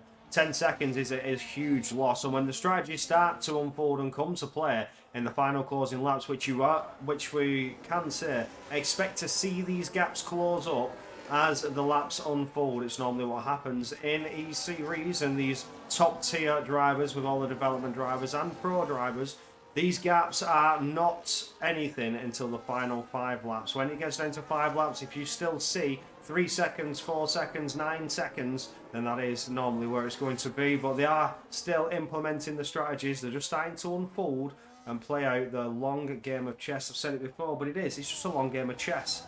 One huge strategy game in the end. It is. That's all it's down to, especially on a game like this where it matters 10 times more, because obviously it's so difficult to make overtakes. So you've got to kind of pounce at them, at the perfect time there. And Otis, you could see, went for a bit of something different, trying to get past Julian immediately and just couldn't quite make the move. And they've got to be going for those, unorthodox opportunities as Benzoni goes into the pits here. Lap 11 of 36, he'll be boxing for a set of hards. And of course his team at Lenny Pipinta down in 18th, just not been Lenny Pipinta's evening. I mean, remember for Race Clutch, back in Season 4, they were fighting for the championship. They, I think, finished second in the end. Lenny was one of the driving forces of that championship charge. And, well, he was out in Q1 and currently sits P18. That is not what he would have been hoping for. Well, I don't think he was even expecting to be this low heading into this. He probably would have thought, right, you know what, a top 10 will do me fine. Yeah, absolutely. At least it's in the points. You've got to be happy with scoring some points. It is still early days in the championship, so not too much pressure until you get to the final closing rounds where you need to be in those higher points positions. So happy with P10? Yeah, most likely. Indeed, as we continue our way on, as we are nearly a third of the way through this race, lap 12 will be our third way points, and, well, things will certainly start to heat up, of course. For Veloce Academy, things have gone south for Gregory Prajibal. He got a penalty for speeding in the pit lane last time around, which, I mean, you know what? Around this track, I'll give the drivers the benefit of the doubt, because it does, well, that pit lane just kind of just throws itself at you, doesn't it? You kind of, you know it's there, but you don't really see it coming at all, and you've got to slam on the brakes without locking up and hitting that wall, because if you do that, your race is over.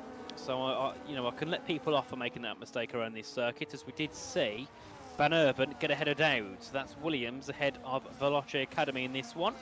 And then, of course, Lenny Pepinta with some decent pace. He's looking to get past Simon Engel. We are now starting to see that train unfold from P5 all the way down to P14.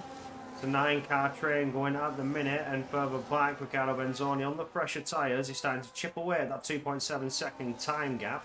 The drivers are starting to close up, implement their strategies, and then we're going to be in one huge train to the end. Like you say, Nathan, very, very difficult to overtake here.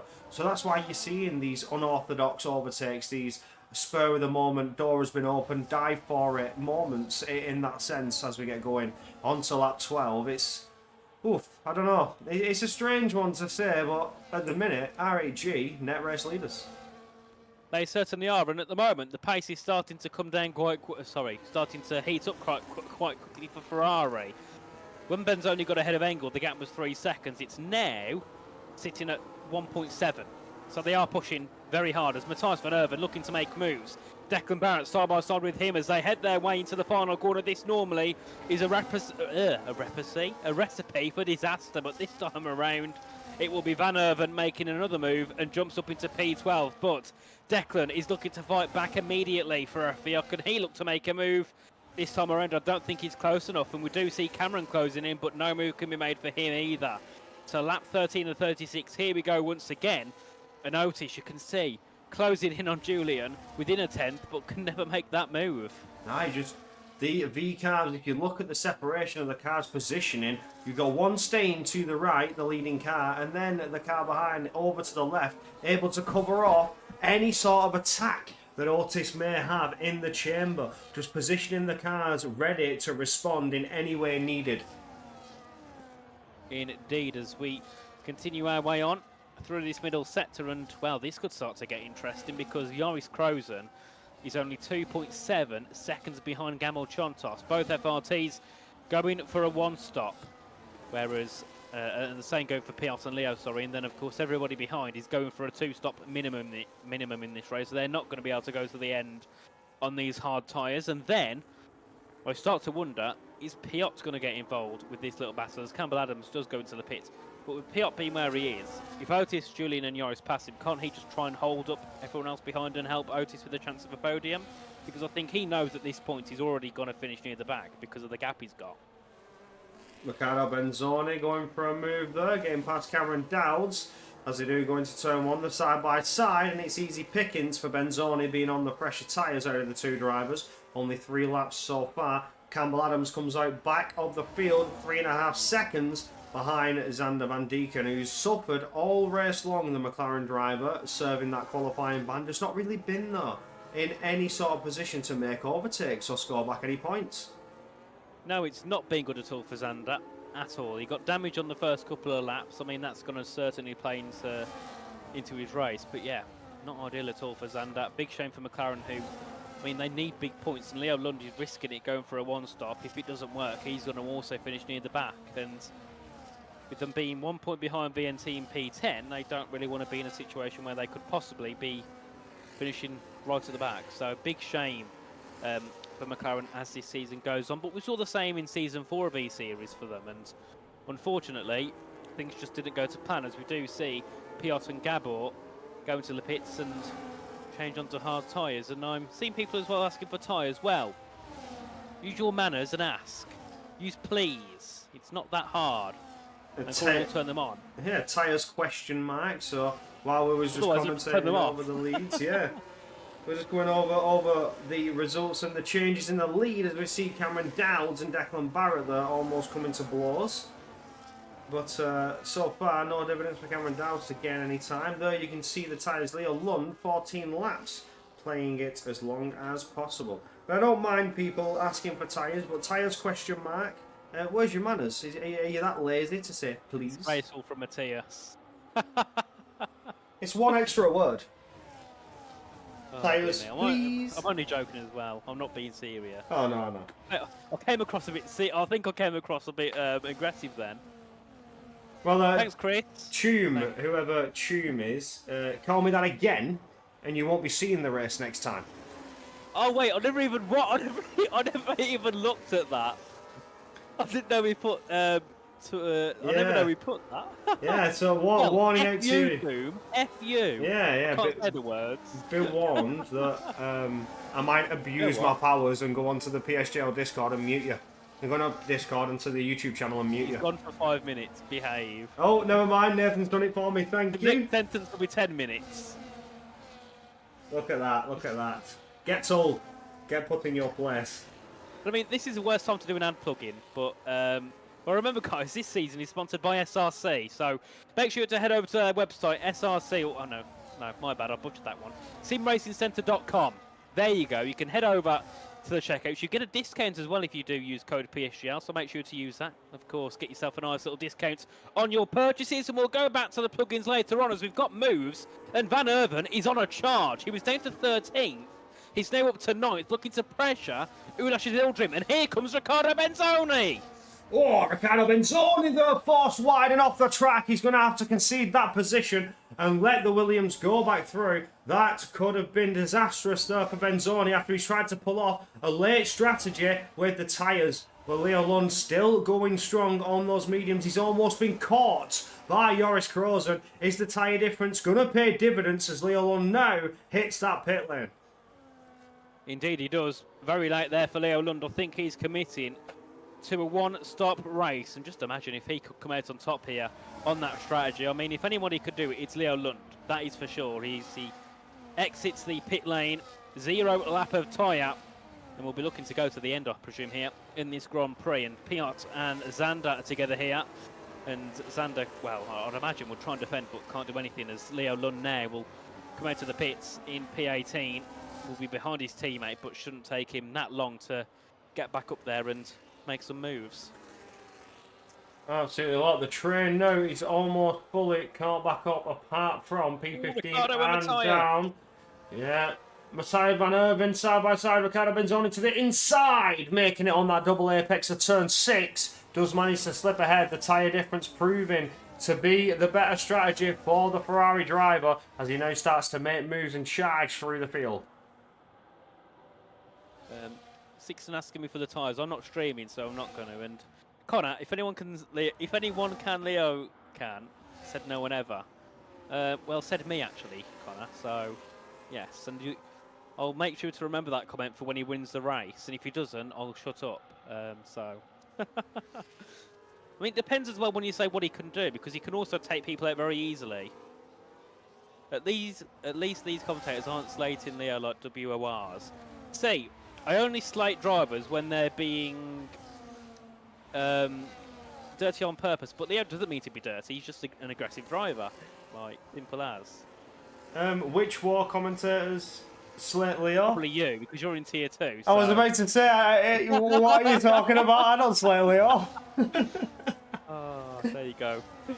Oh, tier 2's my tier, and if Leo Lund's in tier 2, I don't slay him. I know he comes to blows with Luca Rapassa, and I mentioned that quite a lot. If Rapassa was here in his Red Bull colours, Leo Lund and Rapassa have been known to come to some controversial contacts in the past. See, there, Tomb is how you say the message of tyres, please. There you go. Oh, I forgot. Sixton, I know Sixton signed as an engineer to FRT, but he's signing alongside him. Liam Stevens hasn't taken part yet, and I mean, the whole point of signing him was to race here, so I don't understand that at all. Otis Lawrence gets a little bit closer to the rear of Julian Clappenbach though. Oh, making slight contact with that rear diffuser as he's dived into the pit. I was expecting as much, that's why I whacked the camera on him. 7 laps, no, more than 7. Is it a hard actually?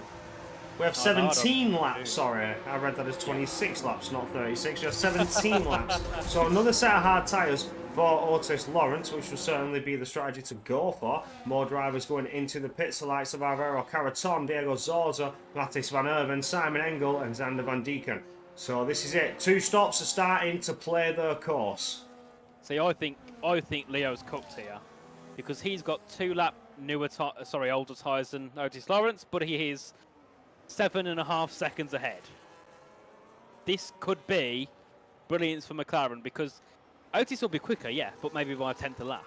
And that's not going to do a difference over 17 laps. So, Leo Lund, keep out of trouble. You've probably got a win on your hands here for McLaren, and that's something they need, being last in the standings, being behind their main rivals, VNT.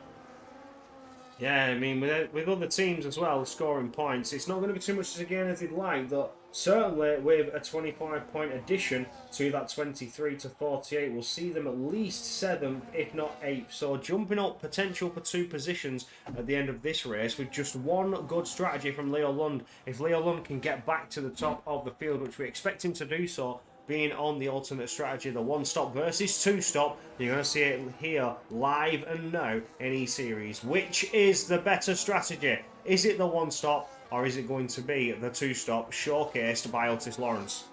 I mean, I think it depends who you put on the 1-stop and 2-stop. I mean, Leo Lund on a 1-stop, you know, give him that opportunity. He's probably going to take it with both of his hands and his feet. So Leo Lund is in a very good position here, but of course ahead of him is Piot and Campbell, who I'd imagine will be both trying to hold people up for their teammates who are also behind Leo. So, going to have to be careful here. Going to have to make some smart moves, is Lund, if he wants to not bring that gap down between himself and Otis Lawrence. I mean, he's got Keane and Gabor in the battle, but I think, you know, his realistic battle would be Otis. If anything, the pace he would have would be immense. And I'd expect him to get past Keane shortly and probably stay ahead. And then Gabor, who's probably going to close in, be within DRS, but of course with him being on 5-lap old tyres, he'll probably start to drop back as the race goes on.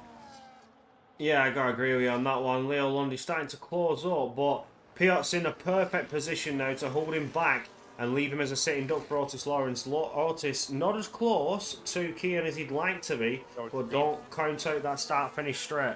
As we see Joris go into the pits to implement his 2-stop. Riccardo Benzone and Ulas going longer with Lenny Pepinter, and everybody else is just running as they are. Now, this is crucial in a way of what's Joris going to be like on the fresher compounds. He's coming out in around P8, P9, so, well, down to P13 even, has been passed and potentially passed by Zorzo as well. Zorzo now side by side with him, does eventually pass him. Yep, not ideal there for Joris Krozen, as now we do see Leo Lund passing Campbell Adams and dispatched those two rather quickly, and now has some clean air. Of course, dirty air, we know in this game does lose you a lot of time. Also, just, you know, it just doesn't help you at all. And of course, under dirty air, you're also prone to making mistakes because you can, you know, you just can't carry the car through. A lot more understeer, less grip. But now Leo Lund can push on with a 4-second gap to Gregory Prejibal as we head our way through the middle sector now, and you can just see how quickly it's coming down to those guys ahead. The tyre delta between 11 and 4 laps is very large. Of course, between 4 and 2, that being Leo and Otis, it's not that large at all. So let's see what Otis can do. Of course, he's trying to get past Keane, but with the gap being 4 seconds to Gabor, he might just be happy staying behind and using DRS for now as they catch up. Yeah, we'll stay on board with Otis for a brief second. Well, we see if he can make the move and get through on Keane Gordondorp, but then has quite a delta to gain, and like you say, Nathan, those behind Alvaro Caraton, Clappenbach, they're going to look to try and push on through as well, past Keane Gordondorp as fast as possible. He's not helped with the DRS. Otis starts to close up. Will he make the move into turn 1? I suspect he's going to try for it so he can keep the DRS out of turn 3. Does get ahead nice and easy. Keane's not fighting that one out too much. He needs to worry now and try and defend against the 2 cars behind. Navarro Caraton start to close up. Very, very close to the rear diffuser there of Keane Gordondorp. But is he close enough to make a move? I don't know if he will be, but he's going to certainly make himself an opportunity. Dives to the inside, slight contact between the Red Bull and Williams. But here comes Julian Clappenbach to open a potential door as he dives to the inside of turn 6. There's contact between himself and the Williams, but has to fall back behind and concede that position. Good attempts from Klappenbach to make use of an opportune moment, but did not pay dividends in the end. Well, Brexit if I've ever seen it there from Julian. Oh my, that was a send and a half on Alvaro, but unfortunately for him it didn't quite work out, and we'll have to go again and look to once again make a move on Alvaro Carreton to try and jump up into the top 10. Of course, R8G had a very good qualifying, so they should be looking to really be both in the top 10 as Papinta. Dismal race is into the pits now. He'll be going on to a set of the hards to the end of this one. He'll probably drop down to around, actually might drop to last here, or at least he'll be, yeah, he might drop down to P20, if not it'll be P18. Not ideal for Papinta. Of course, Ferrari are doing decent with Benzoni, and is he going to just try and risk it and go to the end now with you having 12 uphold tyres? He's going to have to take them in total 25 laps. So why not? Well, if it can be done, it will be done on this high component tyre. Drivers are preferring this. They're trying to make these tyres go very long. Like you say, you saw drivers box on like the sits and try and make a one-stop, Nathan, you mentioned earlier. So they're really pushing the limits of what the hard tyre is capable of in this 25-game cycle. The first season ran in the F1 25 game, so it is still more of a learning curve as you get through into the second parts of seasons. In the midway point of the game cycle, you start to see where the risks are made, where people know where they're at and they try to push a little bit harder, and things get a bit more spicy and a bit more interesting. We see drivers diving into the pits there, Riccardo Benzoni and Ulas. So Riccardo is not going the distance. He's going to go for the two-stop as well. We'll see where he will come out in the end. He will continue his way on down towards turn number 1. Will Gregory Prigibble in the lead, but of course will not have that lead for very long. And normally I'll be saying, oh, we might try and hold up Cameron and, might try and hold up P2 down to Cameron, but there's no point because the gap's that big anyway and he's down in P13. Gregory's just got to pit next lap really and see what he could do. But with him having a 10-second penalty currently, it's not going to help him at all in this race. And of course penalty as well for Campbell Adams. If Gabble can get past him, there might be a little bit of contact further behind because Campbell might just make himself a moving wall, I think. Yeah, potentially to try and hold his position and hold the rest of the pack up for his teammate there. Gabor is closing ever slightly, but with a 3-second time penalty, I think, for Campbell Adams. Or is it a 3-second? I'm not entirely sure. I think it is. But it's Gregory with the 10 seconds, I believe, on pit stops. I'm not quite sure. Don't ask me on times and numbers, Corey. You're going to make me look even more stupid than I already am. Leo Lund closing up to the back of Gregory Prigibble, and he's going to make that move very easy with the DRS. The worn tyres of Gregory just not able to defend or do anything out of the final turn to hold back what could have been his maintenance of the lead. Leo Lund will jump ahead, rightly so, with that undercut strategy.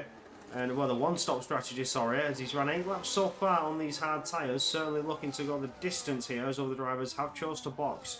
And will try to make the most of these fresh, high compound tyres. Indeed, as we continue our way on. Of course, 11 laps to go in this Grand Prix. And, well, Leo Lund is now at the top quite comfortably. 2-second gap to PR2's next in his little train. And then, of course, Otis Lawrence. Well, that gap has came down. It was, what, 7 seconds at the pits. It's now down to 4.8. But I just feel like Leo's just got enough here to hold it for now. Sixton said this is Leo Lund's season in F2 and E-Series. It is. But don't forget, he also did very well in Ironman. He won 2 races in Ironman, if I believe so. So Leo Lund is doing very, very well in the F1 25 game. Certainly a contender to watch out for. Certainly. I think a lot of drivers still have contention here to think about going for a win in this race. But of course, it's all about being... I think luck plays into it, doesn't it, at this point? Because so many drivers are trying so many different things. If anybody apart from Leo wins, I think they've been a little bit lucky.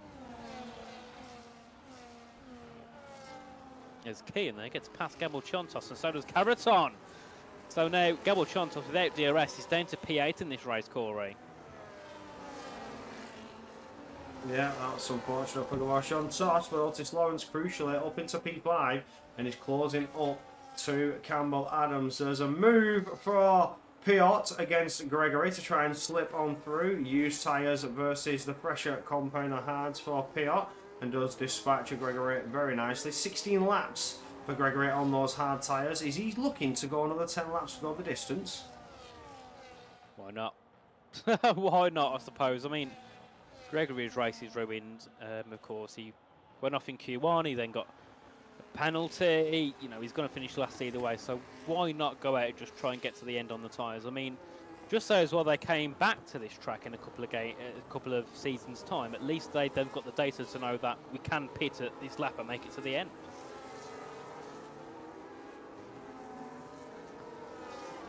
As we do see Zildrim there ahead of Benzoni. Of course, these two pitted a couple of laps ago. They're looking to go to the end now on these brand new tyres, pushing hard, and looking to just see what they can do here. But it's going to be difficult either way for these two. Dives ahead.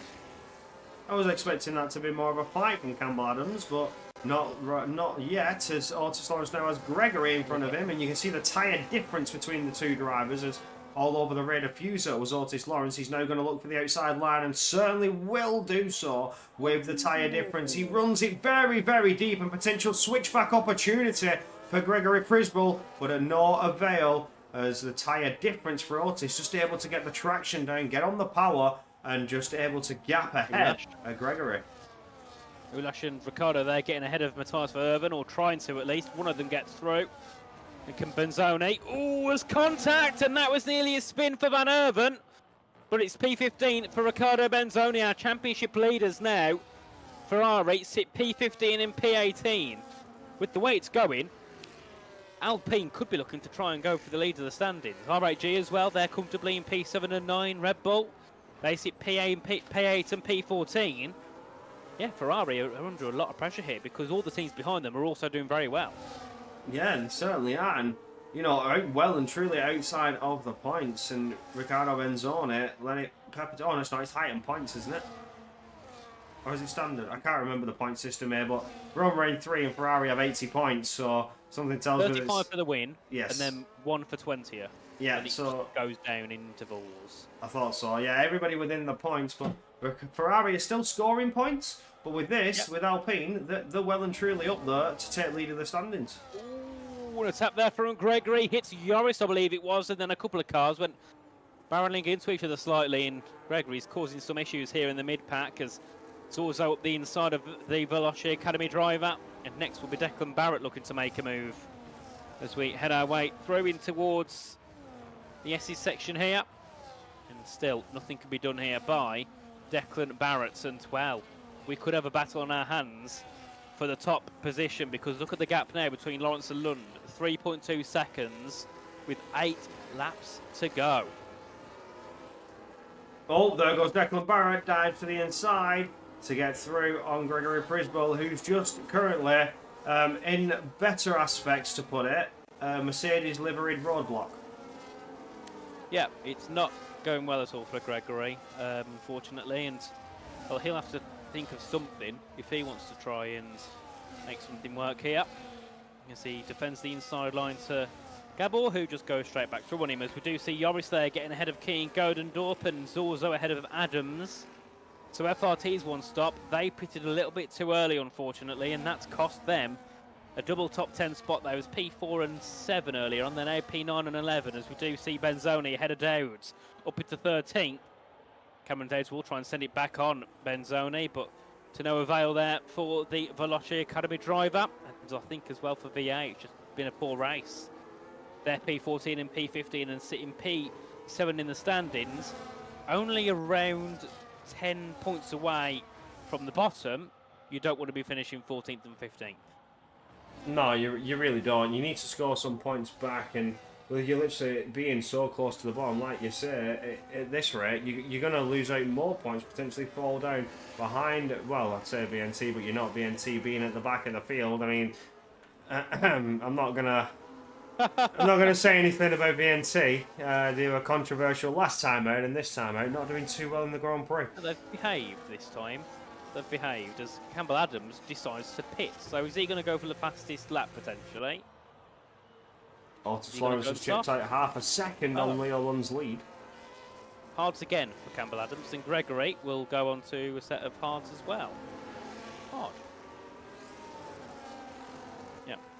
And Lefty pointed out 4/10 that lap. Yes, the gap is started to come down quickly. We could have a last lap battle here between Lund and Lawrence, and I'm surprised how quick that gap's come down here, considering there's only 2 lap difference in the two. But then again, it is Otis Lawrence who's just extremely quick either way. Yeah, he's starting to bridge a gap to his teammate there, a couple of tenths separation. As he gets to the detection point, Piot will stay within the DRS, but again, it's 2.5 now to Leo Lund, so it's tenths in the lap. Is he got enough laps to potentially charge back? A 1.5 seconds to DRS within, what, 4 laps? Easy done with the way he's gaining so far is Otis Lawrence, so we could have it down to the penultimate lap, final lap battle between these two. Indeed, as we head our way through the final couple of corners once again, lap 31 of 36 begins. And now, Piot's under pressure from Caraton and those behind because he's lost that DRS.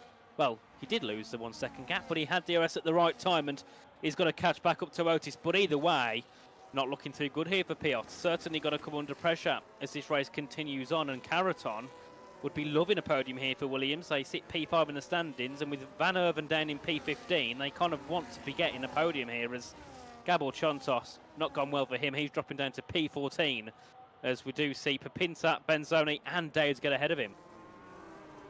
Yeah, absolutely on board with Caraton as he sets sights on Piotr ahead. Now Piotr's got a very important job to do, and that's to hold back that Williams driver from any potential threat coming towards Otis Lawrence. Otis Lawrence has gained a couple of tenths this lap, but not too big a margin. You saw just a couple laps ago. It's dropping down to 2, well, I'll be quiet now, it's 2 seconds. He's gained 3/10 just in the S's. Is Leo Lund starting to feel the burn on those tyres now?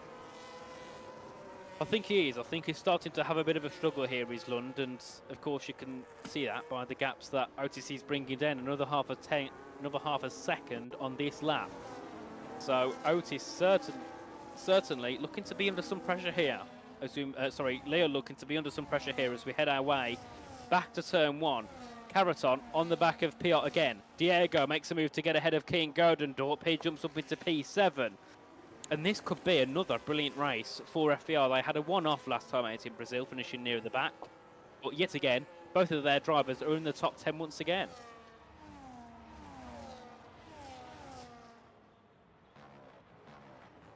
I mean, I was expecting Alvaro Caraton to make a move a little bit sooner, because at this rate, he's just going to make it more difficult for himself in the later laps when his tyres are feeling a bit more wear. So maybe, I don't know, Piot doing a good job to just fend off Caraton from behind. Never mind, he picks up a 3-second What a penalty. jinx. Ah, commentator's curse. Commentator's curse. I should have kept my mouth shut. Instant commentator's curse there from Corey. And well, that's a 3-second penalty for Piot, and that's his podium gone. Into the podium goes Alvaro Caraton as we make our way through. And oh, what's happened to Leo this lap? It's come down to 1.7. We are going to get a battle to the end here. It's around 4 to 5 tenths a lap here, the gap between Lawrence and Lund coming down. So lap 34, you're looking at 1.3, 1.4. Lap 35 is where he's probably going to get back into that DRS. They're saying in the chat, I don't think Otis was the lead 2-stopper, so he's undercut the rest. Maybe that is the case, because of course when it comes down to a 2-stop, the strategy is all about when you're going to box for the second time as well, because you need to take that into consideration with other drivers around you that are doing the 2-stop. You're trying to undercut them as well. Joris Krozen going for a move. No, not to come as of yet, but crucially, Alvaro Caraton's through, sets his sights on Otis Lawrence, and with Otis not having DRS, could be under some pressure from behind. This is good for Leo Lund. This just help Leo to maintain the lead if Alvaro Caraton chooses to attack. Indeed, and I think here Piot's trying to hold the two R8Gs up because obviously Piot knows they're quick as we head our way back down towards the Clarasol section once again. And Krozen will be eager to get through. Hasn't had an opportunity just yet in this race to make a move ahead of Piot, but give it this lap around. well, heading on to lap 34, he should be getting that move done as he heads out to the Peraltada to begin lap 34 or 36. And now Joris is on a charge. Julian will probably follow suit with his team out here and move up into P5. So all right, G, on for a P4 and 5 here. Brilliant points for the team to also jump them higher in the standings. Yeah, Ulysse Zildrim as well, moving up on Diego Zorzo, using the DRS there. Easy pickings as we get going and around to finish Sector 1 for the front runners on lap 34. So for now, things are starting to just slow down a little bit. They're starting to get themselves ready to rock and roll. It's now dropped 4/10 as Otis Lawrence to Leo Lund, but crucially lurking behind is Alvaro Caraton. Certainly, looking to close in himself and potentially jump up for a winning contention here, because that gap's down to 1.2, heading on to the penultimate lap of the race. Is Otis going to get that DRS? You can see he's going to burn a bit of battery. He's got nothing left in the tank here. Just trying to get within a second of Leo Lund, who's also got about 30% of battery. Otis runs a little bit wide there, heading through into the stadium. He's got to hope he doesn't keep doing that, otherwise that could not be good for him, and it could certainly end in a penalty. As that gap, what is it this time? It's not enough for DRS, but it is enough for Caraton to potentially launch up into P2 here. Yeah, Caraton closing in. Otis Lawrence under threat, moves to the inside line, does the Williams driver, takes that position with ease, but in doing so, has now granted Otis Lawrence with the DRS as Caraton crucially within DRS striking distance of Leo Lund. So that is smart strategic planning there from Caraton to move up there and then to guarantee that he also has the DRS on Leo Lund for the next lap coming. So we thought it would be Otis Lawrence taking the win here, but it could be Alvaro Caraton who looks to pose a charge. Ulysse Zildrim is on the back of Julian Klaffenbach. He's looking to close in and get himself into the top 5 possibly. Of course, he's got a big tyre advantage over these guys ahead, but of course, only 1 lap left. It's going to be difficult if he wants to try and make a move and get any higher than P6 in this race, as he has a bit of a slide heading through. And looking further back there, Lawrence, he's, well, potentially going to drop out on a second. He went to 8.5 tenths there for a moment. As Leo Lund goes deep, is that done on purpose to get some DRS? But Otis is going to charge. He's going to go for a send. A dive bomb indeed, and that nearly ended both of their races for a moment, as Leo nearly went sideways. As we head our way out of turn 13 to begin the final lap of this race, Caraton, London, Lawrence are going to have a battle for the win, Corey. Absolutely, we're on board with Leo Lund as he's trying to gain all the time he can to the back of Caraton. Caraton dumping the battery, and rightly so. Leo Lund weaving also to try and defend against Otis Lawrence as he dives to turn 1. The LP's going to send it now, forced to the outside, which will benefit to the inside of turn number 3. Trying to show Leo Lund the hard shoulder and force him wide, but he manages to keep that position.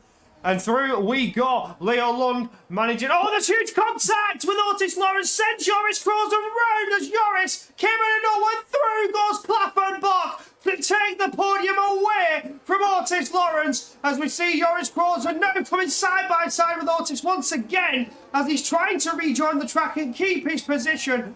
Klaffenbach onto the podium, Caraton leading the way, and he's looking beautifully well set for the victory, leading by a second, and out of DRS threat from Leo Lund behind, as Klaffenbach tries to close up on Lund and potentially look for a P2 now. What an ending we've had here. Contact, carnage and chaos on the final lap of this race. But one person who made his way through all of that was Alvaro Caraton for Williams. He will cross the finish line to win the Mexican Grand Prix ahead of Leo Lund in second place and Julian Klaffenbach in P3. And well, tensions rose between Crozen and Lawrence. Well, that's gonna be hot in the steward room, isn't it? Absolutely, that is certainly going to go to the stewards. Joris Kroos making a send on Otis Lawrence and has cost him dearly, falling down to P4. Ignore the P18. Otis crossed the line in P4 and will maintain that position as Joris Kroos drops down to P15 with the penalty from that incident that happened. He corner caught, he gained position, gained time. The game gave him 10 seconds, which is ultimately going to be seen in the stewards' room as well. But there we go. I mean, that cut of the corner for Joris, he wasn't happy with that. And in the end, it ended up killing Otis Lawrence nearly. I mean, he did get a class as DNF, but he did finish, 3.1 seconds back. So he would have been P4. But because he left the session before it ended, he gets classed as a DNF. So P1, it'll be Alvaro Caraton ahead of Leo London, Julian Klavenbach for the podium. Then it would have been Otis Lawrence ahead of Ulash Azildrim, Diego Zorzo, Keen Godendorp, Declan Barrett, Ricardo Benzoni, and Piotr Staklek, the top 10. Then we have Lenny Bepinta, Cameron Dowds, Matthias van Erven, Simon Engel, Gabriel Chontos, Joris Krozen, Campbell Adams, Xander Van Dyken, Gregory Prigibel, and then Victor Vidler. But there we have it. Crucially, Simon Engel going higher for VNT though. That could prove to pay dividends later on, scoring some higher points for VNT. Well. I've looked in the general chat in E-Series Season 6 and I can see a peace out sign from somebody. Ooh. I mean, I love it really. I shouldn't, but I do. We love the drama. As commentators, we're here for the drama, the catastrophe, the controversy, and the chaos, as well as bringing you guys an entertaining show. But we'll now head over to the interview room to see if anybody's going to come for a quick little chat. Let's see what happened. Oh. Dear me, Corey. The stream can't hear him. So we'll try and get some interviews from some of our top three if possible. It was, of course, Leo, Julian and Alvaro, our top three. Nobody's in there just yet, so I'm hoping someone does join in. Normally we do. Normally great to see Julian pop in for an interview. So not long to go as we continue. Yep, no one's joining, Corey. Brilliant. We'll give them some time. Julian's typing a message, so hopefully he put 1 minute. So yes. Quick debrief with the team after that ending. We'll jump in for a quick interview and we can have some words from Julian Klaffenbach, who I believe got P3 as well last time out. So another podium here for Julian. Very good job from him. Of course, Alvaro, debut here this season in E-Series at least, and will take a win. I think he's been on the podium before, but I don't think he's ever taken a win in this championship. So a great job by him. And then, of course, Leo Lund, who's been in E-Series a long time. Couldn't get the win today. Has had a couple of podiums in the past. So we'll have to see what he can do in future rounds. And Victoria says, Nathan is a drama without any drivers. Now, I'm stupid because I don't understand what you mean with that. And I'm being honest, I don't have a clue what you mean. Corey, are you back with us? Yeah, I am just here. I've just sent you a quick message there, just regarding the situation. But yeah, we are waiting to see the drivers to come in for the interviews, and then Nathan's going to run you down with a quick little word from Julian Klaffenbach when he joins us in the waiting room. Indeed. We can let Corey go and do what he needs to do, and we'll hopefully get someone to join in. And this is... Oh, dear me, I've got nothing to talk about now. But yeah, hopefully Julian will join shortly. You can drag him in and have a quick chat. And oh, there he is. We'll bring him up. Julian, welcome in. Can you hear us? I can hear you. Yeah. Perfect. So, I mean, that was an ending and a half for RHG. Not good for Joris, but great for yourself. P2 in the end in that one. Of course, you've was on the podium last time out in Brazil. On the podium once again. How does it feel? Yeah, decent, I would say. I think it's P3 and not P2, but still, yeah. I mean, we with the situation we were in the first stint, we probably should have at least got both cars onto the podium. But I think I kind of tried to maximize it as good as possible. And I think, yeah, it was still a decent race from us. A bit unfortunate for Joris, but I think the stewards will still take a look at that. So yeah. Certainly, indeed. And of course, obviously, headed onto this game, you've got some very good pace. You've been getting points over in F1, PSGL F1. You've had a couple of podiums here. Surely, these results are really putting you in a good stand ahead of the F1 sim racing season and possibly earning yourself a seat. I mean, yeah, obviously, this game is basically where it counts for me. So I'm trying to put the work in, put the effort in with the guys. Still not very satisfied with PSG, with like how PSGL F1 has gone so far. Probably just kind of not prepared enough, and also yeah, not feeling that great right now. But I think there are still a lot of races in PC F1 where I can definitely show what I can do as the pace in practice has always been there. I just need to put it onto the track in the session, and I guess then we should be right in the top field. Certainly, and of course, I don't know if you'll be here next week, but if you are, what are your thoughts on Spa, Belgium? I think Spa again, not a track we haven't done so far. So it will be interesting how everything is going to work out with the strategy again, as we've seen today. Different options are possible, and I guess we just need to see how we're gonna do. I mean, now with PSGL F1 and WR Tier 1, obviously 3 races in just a couple of days is gonna be tricky, but we're gonna try our best and then see what we can achieve next week. Certainly, but anyway, Julian, great job. Great to have you in here in the commentary box, and hopefully we'll see more of you as the season goes on. So have a good evening and enjoy the podium. Thank you. Bye. Bye. Right, there we go. Don't know if Corey's back with us, but if he is, we've ended the interview stage. We're done and dusted now with our interviews. Alvaro and Leo were rude and didn't join, so L on them. Nobody else. But there we go, Corey. What an evening that was here for PSGL E Series. I mean, I'm not going to lie, I was starting to get a little bit dozy towards the end of that one, and then last lap it blew up. I mean, Joris was looking for a move to the outside of Otis. Don't think Otis saw him. Otis moved over the slightest bit. You know, it wouldn't have even been like 10 degrees. And Bosch, off the track goes Joris. Joris then rejoins right in Otis's path and pushes him off at turn 6. So, yeah, interesting. Interesting, controversial ending to what has been a bit of a full-blown strategy game here in Mexico. 2-stop versus 1-stop. Leo Lund tried it, but it didn't pay true dividends in that sense. But I guess it could have potentially played out if he'd have gone maybe, I don't know, for the 2-stop. In the end, Alvaro Carreton pulled out the win, and we had a quick little word from Julian Clappenbach. But I think we're done now, Nathan. We can call it though. We are. And get ready to see everybody again next week. Well, I will. You won't. You'll be away at the Birmingham game. Yeah. And hopefully that all goes well for you, my friend. But we'll have a reserve commentator in. So stay tuned next week to see who will be joining myself for round 4. But for now, that is all. It's been a fantastic night. It certainly has been. And before we go, a big thank you to Sim Racing Centre, as always, for helping us fund this season and bring it, live to you here on YouTube and hopefully in the future on Twitch and TikTok. I'm hopefully going to try and work on that as the weeks go on. But yet again, big thanks to SRC and the team. Of course, make sure to head over to their website, simracingcentre.com, for the best F1 setup, strategies, coaching, engineering. Then, of course, you've got LMU, iRacing, ACC, all of the different sim games.